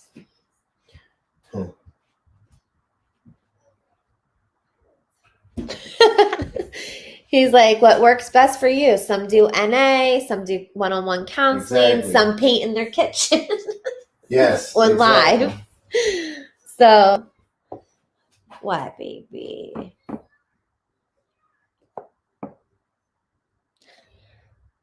So Titan, he had a couple our dog had a couple sores on him, and he's healing, but I felt so bad for him. He was like, so I never saw him that sick and sad. He just stayed in the bathroom for days and like wouldn't come out. It was horrible. But he's feeling better now. Back to his annoying self. But yeah, like I feel like I know NA and AA are definitely proven to work. Like it works. It definitely works. There's no, but I also feel like with those things, I don't think that we should limit it. Like that's the only thing that works, because I feel like for different people, different thing works, you know. Some people go to church, and some people, I just feel like it's what works for you. I definitely feel like you always need a support system though.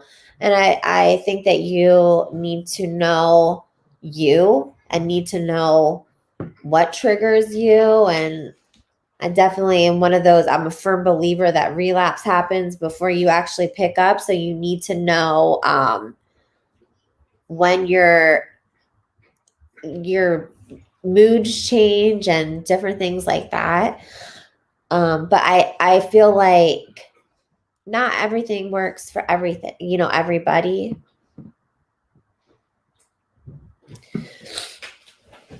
Because I had a conversation with somebody and they were like just so stuck on like NA and AA is the only thing that works. Like you're not really clean if you don't go to AA or NA and you don't work that program, which I kind of was like, I don't agree with that. Some people do.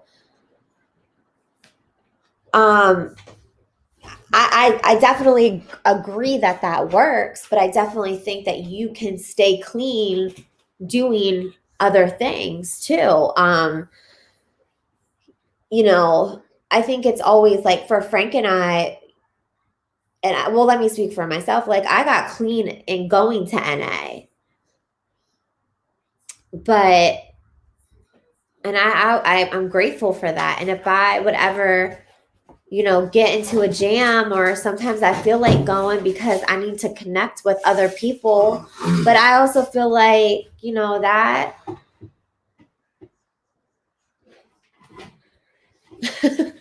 oh, what's up? We have some popcorn. Yeah, and like I just feel like it's not fair to think that that's the only thing that works. And I also feel like I also believe that just because you're on a maintenance medication that you're clean too. Popeye the yeah, he's Popeye. I'm olive oil. But I don't know. That's just for me. That's what I think. Tight. Like with the maintenance meds, I feel like, you know, you're still clean, because I hear that a lot too. Like, oh, well, you're not clean if you're on methadone. You're not clean if you're on Suboxone. But I feel like if you're using them the right way, how they're prescribed, and you're not getting high, you're clean, you know?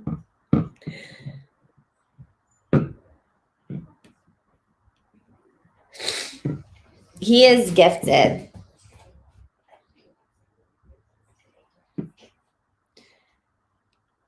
Oh, thanks, Bliss Bliss. Yeah, it's so funny too, because like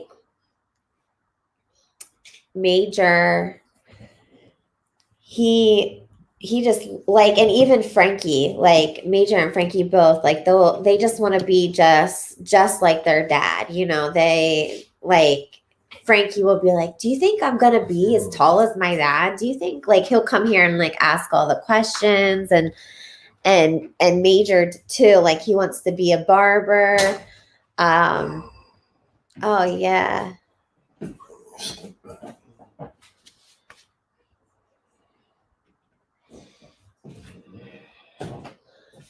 And he'll say, he was in the kitchen, he was so sad earlier because he's like, I want to stay up and watch my dad. You know, he wanted to watch his dad finish painting.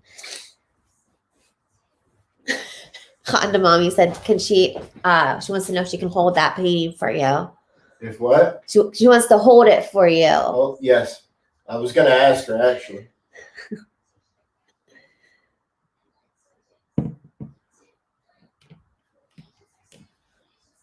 Wait, no. You said with, what was it that you were on? What do alcohols withdraw? Alcohol withdrawals are horrible. You can die from alcohol withdrawals, actually. They say like alcohol withdrawals and benzo withdrawals are, you know, two withdrawals, those two things that you can die from them. You can hold it for 250, you said. Honda Mommy is funny. She is so funny.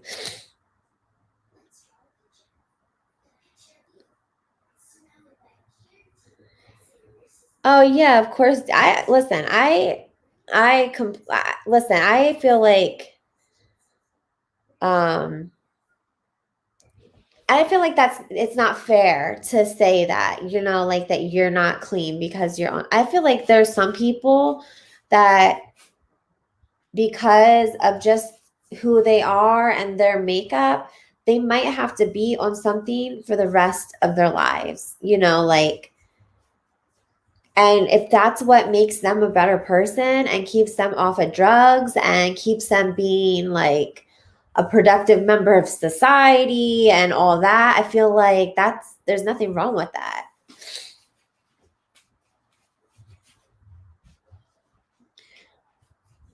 Because, like, you know, say you, for instance, you haven't touched heroin in 15 years because you've been on methadone, and, you know, and I'm assuming you're using it like it's prescribed.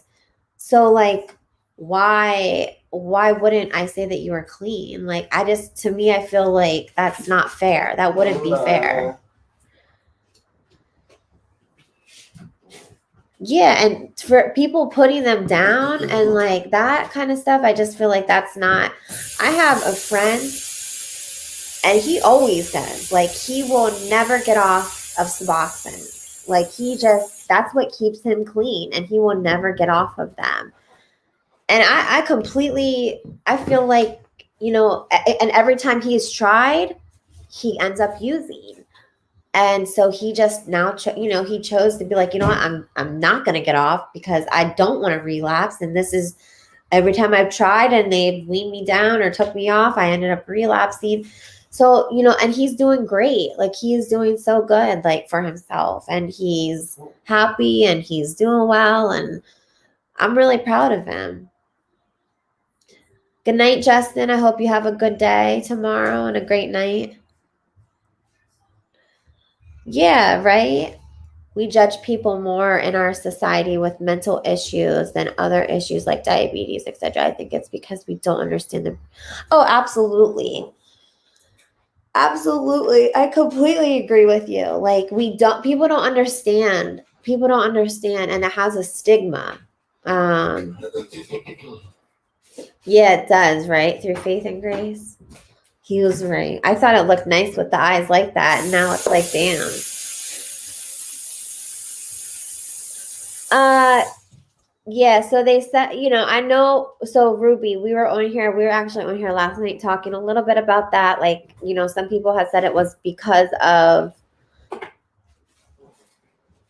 the COVID vaccine, because he got it prior. I feel like, we may never know.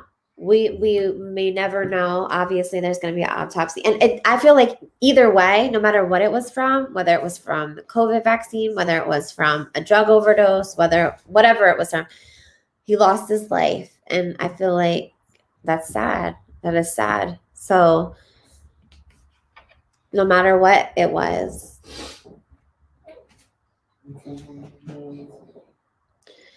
Oh yeah, there's such a stigma. Like there's such a stigma with everything. And it's like I guess it's like, when is it gonna stop, And it might not ever. And even like for me, like, I'm clean, I'm in recovery, but I'm a nurse. So there was a time that I had to open up and tell my job, that I was in recovery. um it was a little after Frank had started the YouTube channel, and it really like took off, and people then at my job started watching his story, and they didn't know about me. um so I remember then, I forget how it even got brought up. Oh, I know. There was a lady that started working with me that she knew me from my past. She knew me. So she was like the one day in front of all these people, she started like kind of like bringing things up like, dang, you've really changed. I remember you from before, like saying like things in front of other people that started making them look at me funny. And I like pulled her to the side and I said something to her like, listen, I understand that you knew who I was before, but that's not who I am now. And it's I just let her know, like, can you just keep your mouth shut? So I ended up, one of the other nurses, she had asked me, like, did you used to? And I'm pretty sure that the other person told her. And I just said, yeah, yeah, I did. I, I was an addict. I still am. I'm in recovery. And then I just ended up I just kind of became open about it. Cause I was like, you know what, why am I doing this? Like, why shouldn't I be proud of myself today? And if I'm not doing anything, it's okay. Because I remember starting nursing school, and I had told one of my instructors, in my, like, that was there, and she was like, oh, don't ever tell people that, because you don't want people to know that kind of stuff. And I was like, so after that, I was like, damn, nobody can know this. Like, nobody. So then when this got brought up about my job, I was just like, you know what? I'm just going to let them know. I've been here long enough. I've been working here for 3 years. Like, if they want to fire me or whatever, they can. So anyhow, they didn't fire me. Actually, they were very nice about it. They were like, we actually think it's great that you're in recovery. We're proud of you. But I will tell you, every time, like, stuff happens. A narc might go missing. Stuff has happened where, and it was a stupid thing. Somebody had dropped one or anything like that. And of course, I always felt like I was the person that, they were looking at. Like, like I was doing something. But I was like, you know what? That's okay. Cause today when we have to go do, get a clean piss, like I could give a clean piss test and I would have to too. And that's just how it was. Yeah, I was actually so scared because I was like, damn, like anybody at any time though, I just felt like,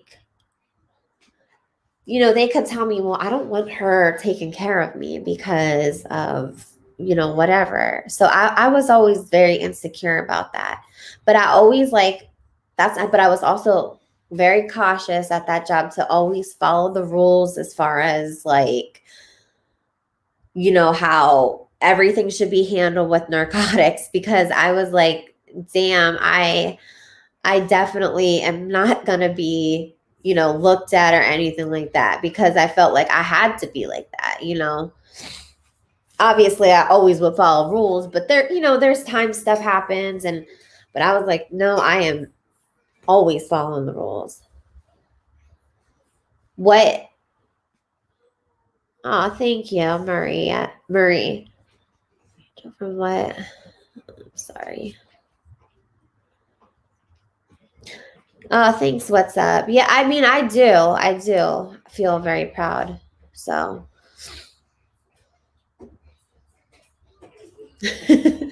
Painting with Frank. Mm-hmm. New YouTube channel, Painting with Frank. Uh-huh. Looks good.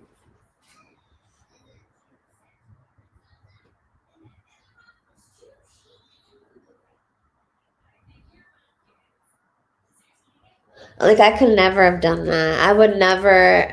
Wouldn't. I don't. I don't see those visions. I just couldn't. Suboxone is they use it for a maintenance drug for opiates. It actually has an opiate blocker. It has a blocker in it though. So it prevents you from getting high off of opiates, but it also has I don't even remember what the medication it has. It's the two medications together. What is Suboxone made up of? Of the buprenorphine and what else? What? Suboxone is what two drugs? They asked like naloxone. Yes, and what is the other? Buprenorphine. Buprenorphine. Yeah, buprenorphine. Yeah. So that gives you like it has the blocker in it, but it also has where you can. Yes, thank you.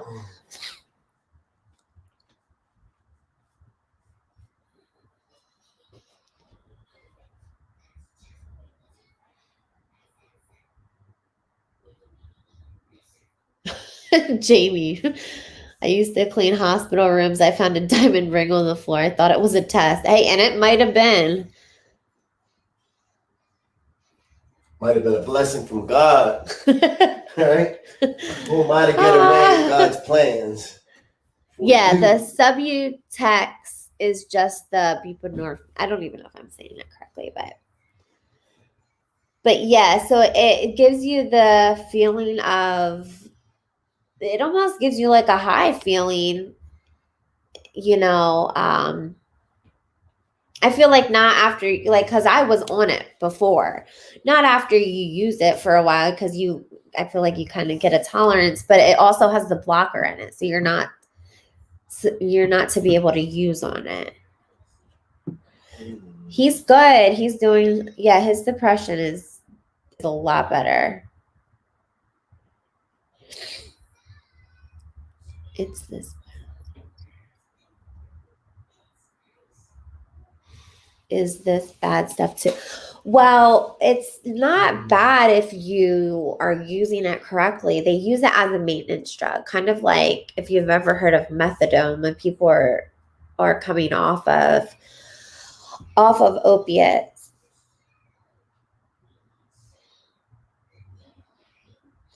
Have a good night, Jersey with Jules. Thank you for stopping. Yeah, I heard about St. John's worts for like depression and stuff. So my sister-in-law, though, she's always talking and she'll be like, oh, you know, Hogwarts, the stuff that you take. And I'm like, St. John's wort? She's like, yeah. I'm like, what are we, like Harry Potter and Hermione? Like, Hogwarts? Some wizard shit.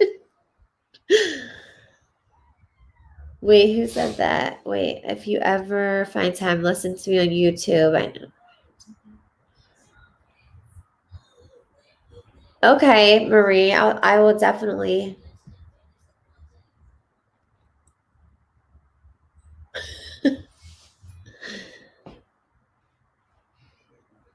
Yeah, Deanna, it is different. Like, so, you know, when I was out there going out there, and Frank too, you know, Frank was going out there more than me when we were in active addiction. It is so different. It's like different in the sense that I feel like people, it was always bad. It was always bad. But I feel like it's become more like, well, even when we first started going down there and doing haircuts and stuff, I feel like when people would see kids walking by, they'd be like, kids, like nobody, they would try to, you know, at least if they were getting high on the streets, they'd turn their back. They wouldn't let other, you know, the kids see them getting high. And now I feel like it's just, everybody's too out of it. yeah, like they're just so out of it that they're just getting high everywhere, like everywhere. You know, it don't matter if there's a kid there. I mean, they be getting high right in front of the cops. You know, it literally doesn't matter.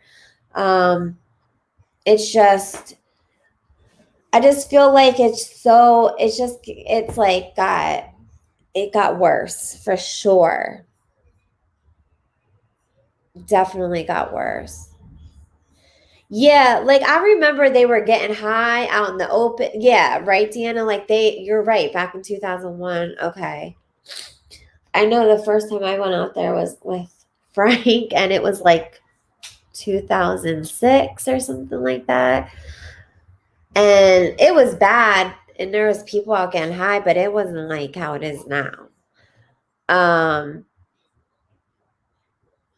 Why is it that opiate? Why are people on opiates love? It's like the sugar, I think. What's up? I think it's just like, I don't know. I think it's just like hand in hand, kind of like, I don't know, to be honest, but because I think sugar is an addiction.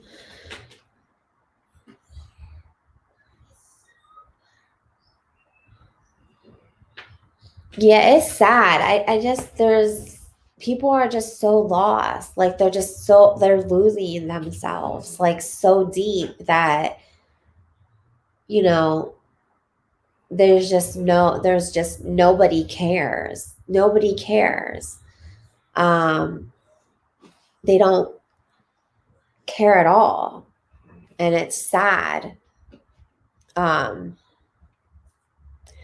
I always tell Frank, like when we go down there, there's just this feeling of like, oh my God, it's almost like hell, you know, like just these lost souls just walking around. Cause I remember, you know, when I was getting high and that feeling of like, damn, I just don't want to do this anymore. Yeah, like hopelessness. Yes, it was just like, it's like dark and hopeless and like dreary and cold, and it just makes you look at people like their eyes, it's just like so sad because it's like, damn, like you are somebody, like you matter. I remember going down there and, you know, people would be surprised that like, you know, you'd want to talk to them. And it was like, I remember being like, why wouldn't I want to talk to you? Like it, you know, you're a person, you matter. But at this point, it's like their addiction is so bad that they just they don't feel they matter, which then it turns into like, there's no respect because you have no respect for yourself. So you have no respect for anybody else, including kids. And you become bitter. Yeah, you definitely become bitter. You become angry because people are doing shit. Imagine like every day somebody's stealing shit from you, because like that's how it is down there. And beating them up. People are nodding off. The kids are running by, throwing shit at them, kicking them, which.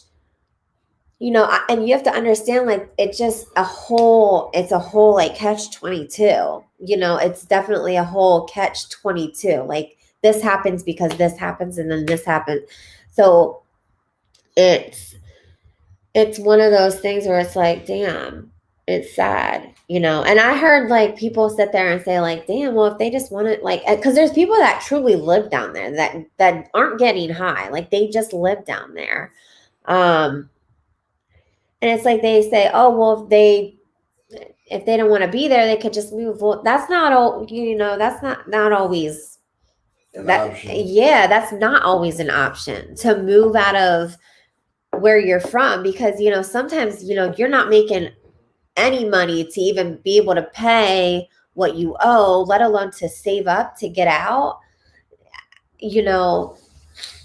and then selling drugs. People are down there selling drugs because they feel like they got to take care of their families, and because it's just like a whole bad thing. Yeah, right, Camille. He does have skill. He does have skills.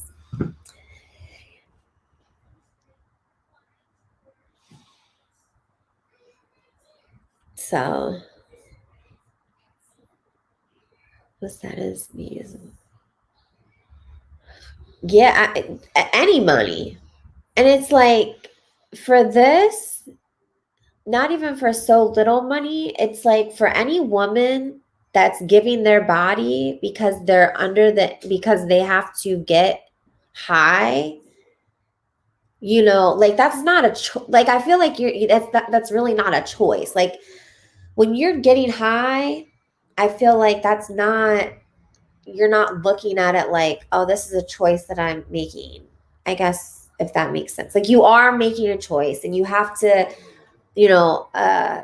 there's consequences to that choice, but it's like one of those things, like, would you really be like that if you weren't getting high? No. And then the guilt that comes with that.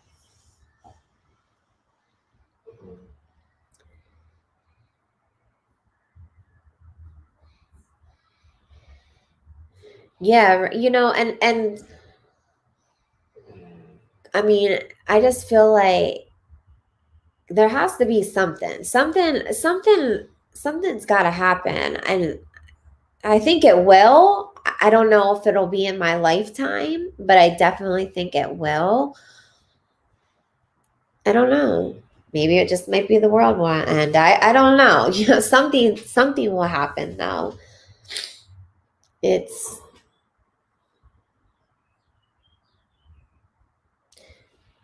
every drug addict must know about it when he starts.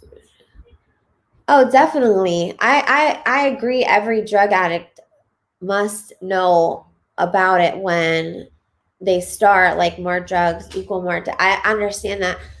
But then I also feel like, okay, when I started using, I was young. Okay. I was 14 the first time I ever used an opiate, and I was 15 the first time I ever did heroin. So, like, at that age, I wasn't able to process like what I was doing and how I was ruining my life, and what was going to happen, and how this was going to, like, literally take over my life. If I could go back and change it, I don't even know if I would, because I feel like it's made me who I am. And I've been able to relate to other people that I feel like not everybody can relate to. I got introduced to it. Honestly, it was big in our area. Heroin was big in our area, and even before that, I feel like I just had an addictive personality. I always wanted to drink. I always wanted to do something. I wanted to feel any type of way that wasn't myself. And one day I was at school and this girl, her mom was sick and she ended up getting her pills and she was like, here, do you want to try these? Like, and I was like, yeah. I honestly, truly didn't even know what they were until after I took them. And she told me they were oxys, and at that time, and then she was even telling me, oh, it's better if you snort them. So like, here I am, 14 doing that. And then by 15, I was doing heroin, shooting heroin, running to cities like at 15 with people like, and I had no business doing that. But I did. And it ended up taking me down a path that, I don't know. I was grateful I got pregnant at 16. And I think that was God intervening maybe, because before that I was using. I didn't know. It just, I don't know, I didn't use during my pregnancy. I wasn't on any kind of methadone or anything like that. But it was bad.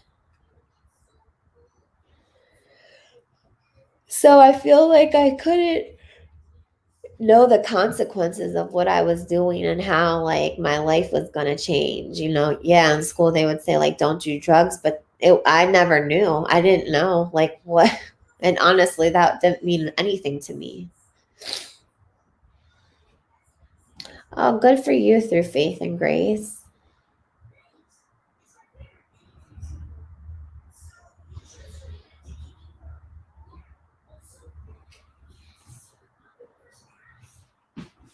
I didn't know that, Godsmack. I don't know how I feel about that. I understand what you're saying, but and honestly, like people do what they want to do, I feel like people do what they want to do, whether it's legal or not legal. Like I never cared that I was like, oh, this is an illegal substance I'm putting in my body. Like I just like that was literally the last thing I was thinking about. But I also feel like you have to look at like how that affects everything else around you. Like if I feel like it's almost looked at like it's legal in Kensington, because when you see cops there's no walking up and down the street and people are just they might tell people to tighten it up. Yeah, that's what they do. They tell them tighten up. Like in the neck or something, they might tell them tighten up. Maybe. Yeah. But and look at how that turned out, I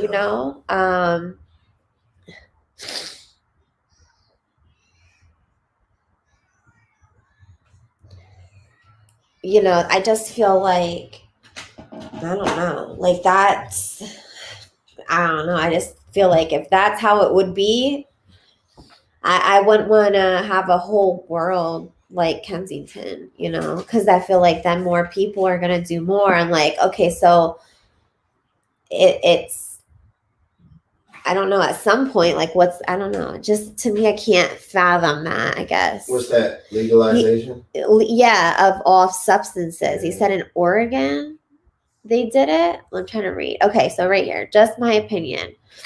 I think all drugs should be decriminalized like the state of Oregon has done.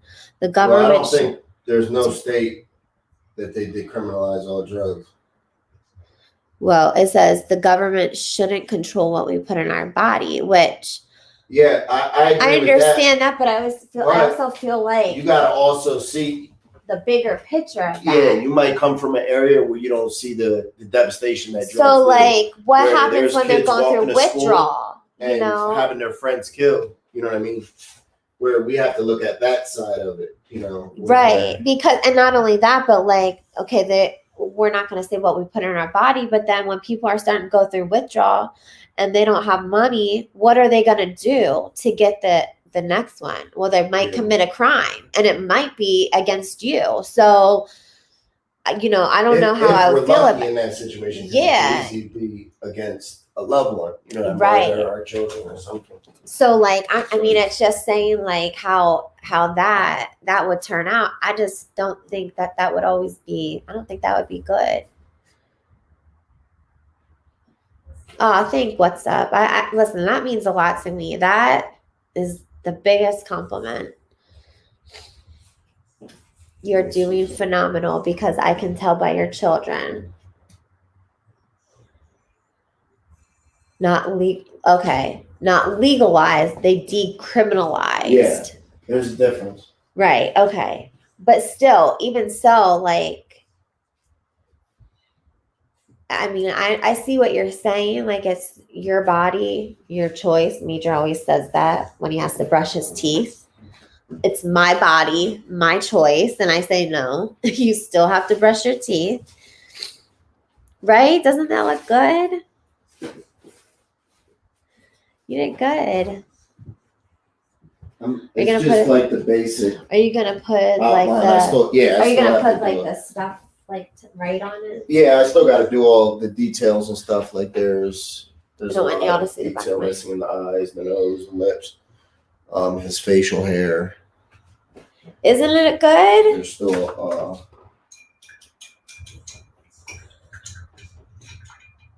a lot of detail that I have to finish. I just want to paint that back in real quick. I need to get a thicker brush. Yeah, right. I know, Major. He's really trying to. He tries to use that on everything, like everything with him. Mom, I was telling him in the shower too. I'm like, Major, you need to wash your body. You have to wash. He's like, Mom, it's my body, my choice. I said, well, when your ass stinks, then it's no longer your choice anymore, and you have to clean. He's so funny.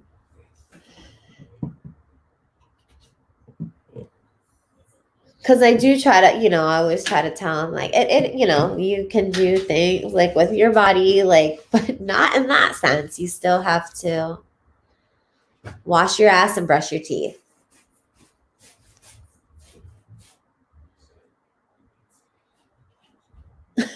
He said, Frank, you forgot to write on it to what's up. Because it's what's up. Oh, he can't hear me.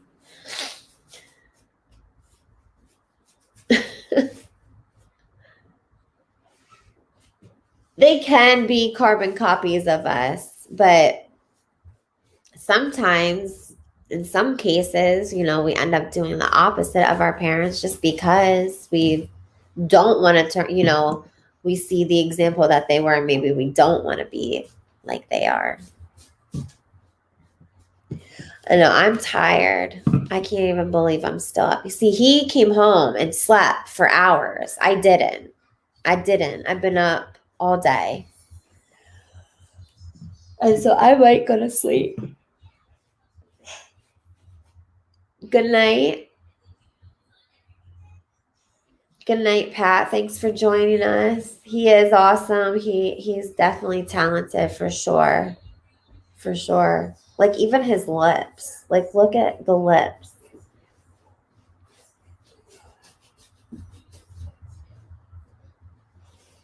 Like that's crazy.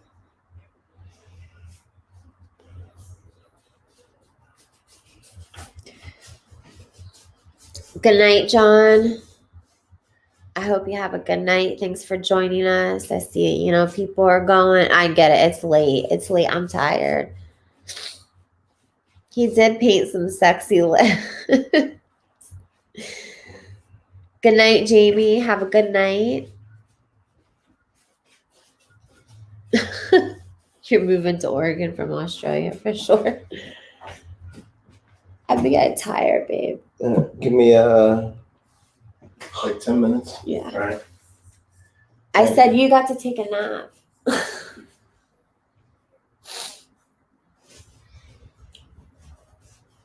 I'm just gonna go check on Mercy. Good night, rising sun.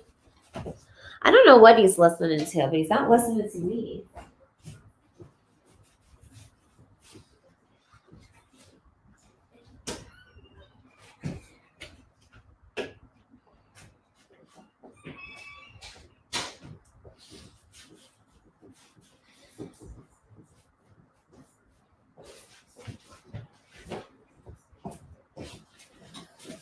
Well, all my kids are sleeping.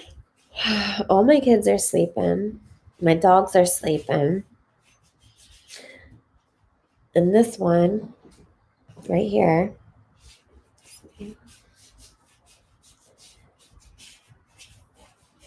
he got to take a nap. So,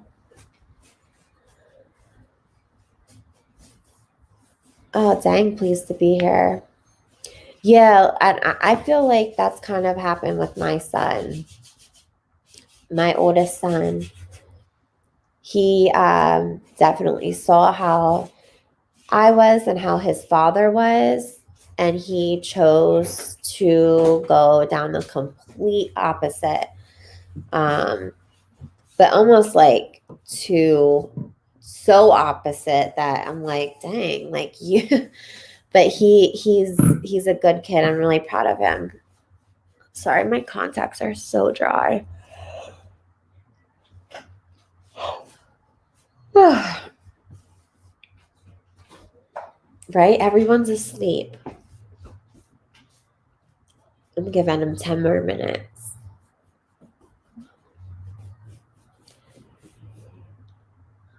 Oh, you're from Finland? That's awesome. It's 12:04 here. So I was watching 90 Day Fiance, and there was a girl there, and she was from Finland. And I don't know. I think that's pretty, like, I don't know. It's cool how there's so many people like here. Look, from Scotland, Finland, a lot of people from Australia. Good night, rising sun. Oh, I thought you were saying go to sleep. I know. I'm gonna go to sleep soon.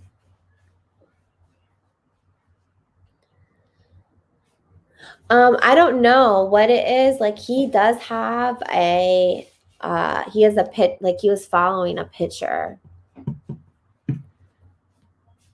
My nails, thank you.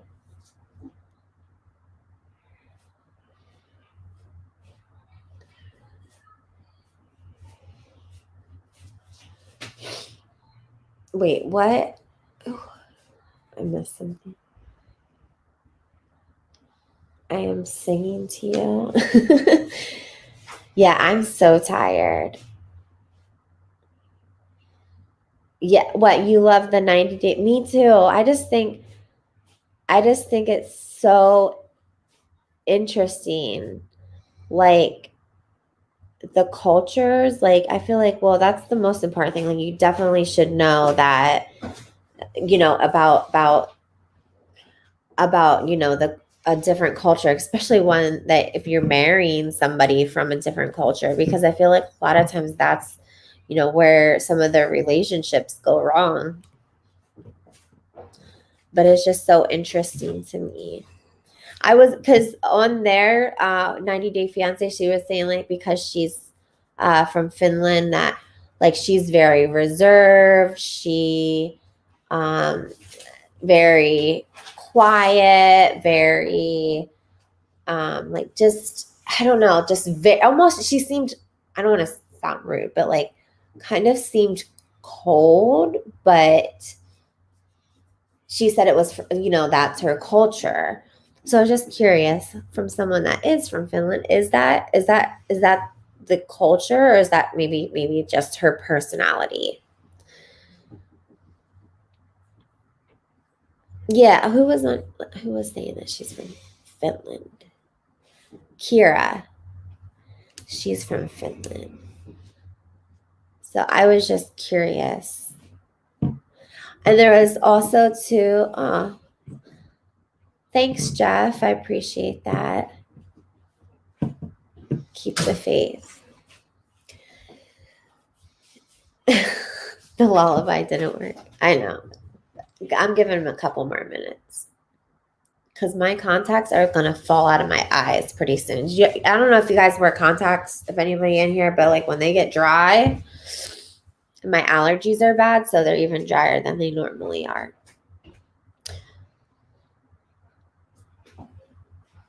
There's also on there too. There's a lot of you know, there's a lot of people from there's not a lot, but some people from Russia, and their culture, I didn't realize, you know, is so different.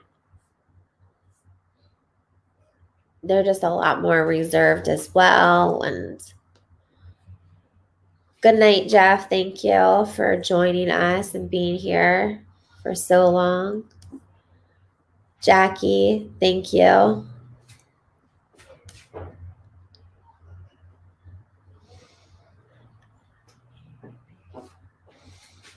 Oh yeah. I did see that. It's like the other way or something. I was gonna watch it. Right now I'm watching the After, Happily Ever After, Mary, I don't know.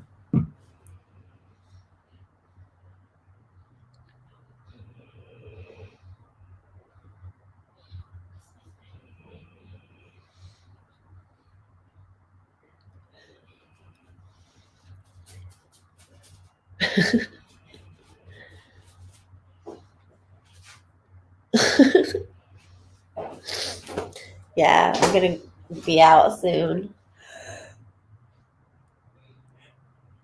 The painting is awesome. I mean, I'm curious to see what he's gonna do on it. Like other paintings that he has, like up at the shop, I don't know, he just puts like, he'll start like throwing different, like, I don't know, just different things on there that's like, oh my gosh, the Frank, it's not plugged in. Something's not, this isn't, you plugged it in the wrong way.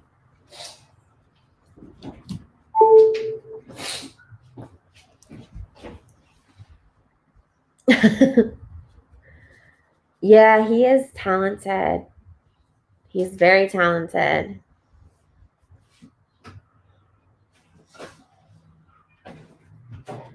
Oh, I'm gonna go. Gotta wake up at 4:30. Have a good night. What's up? Thanks for joining us. Yeah, I like reality shows too. Frank thinks I'm lame for watching them, but no, I didn't get my jaw fixed. Supposed to have surgery in the fall. I was gonna get it. I was actually supposed to get it like right around now, but I did not want to heal.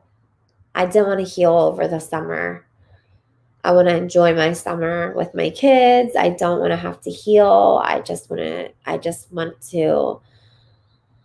to have to heal in the in the fall either, but I'll take healing in the fall rather than healing in the summer. I didn't watch America's Most. But I do like crime shows. I do like that. No, Frank has not painted me. Oh no, I lied. I'm lying. He actually did. He painted both of us together. It was a picture of us. Oh, good night, Bliss.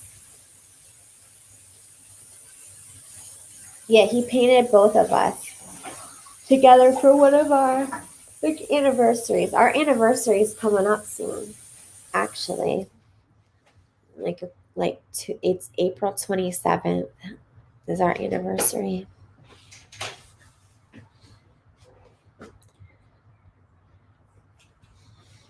Time.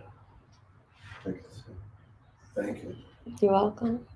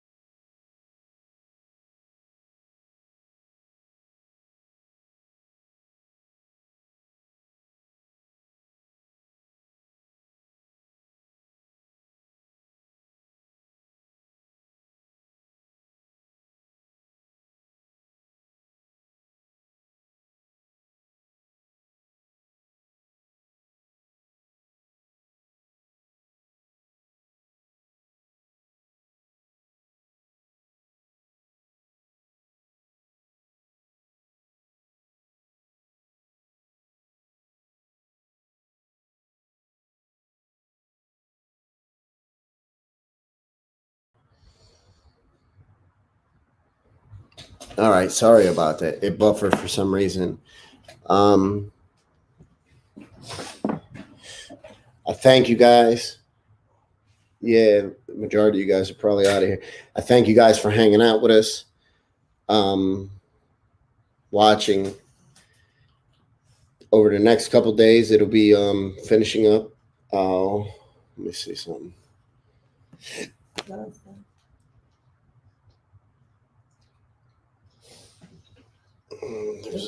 There's like a glare. Thank you, Honda Mommy. Hold up.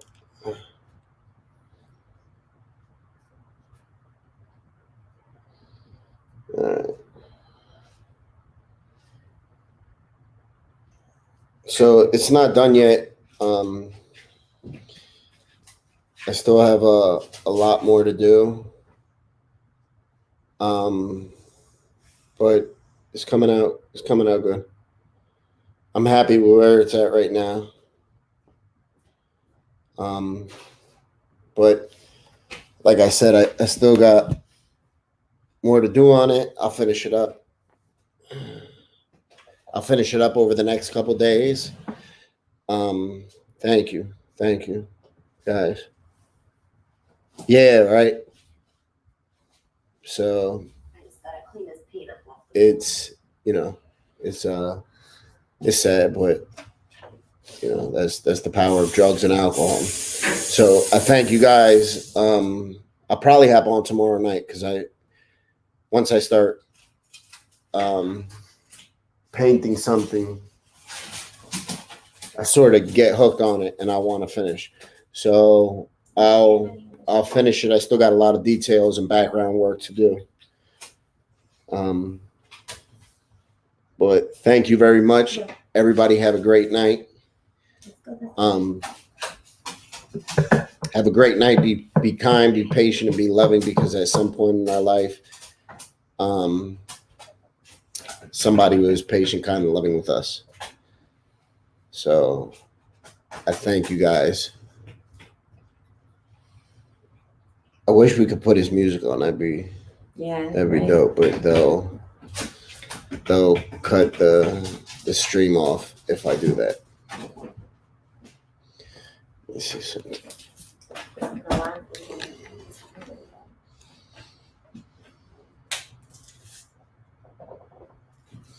So it's coming out decent.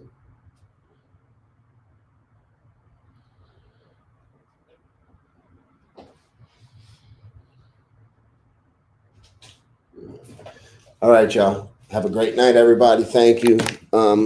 Anybody wants to join us tomorrow, I'll be here tomorrow. Have a great night, y'all. Thank you, guys. To each and every one of you. I appreciate you. Have a great night. Honda Mommy, have a great night. Thank you. All right, y'all. Be safe.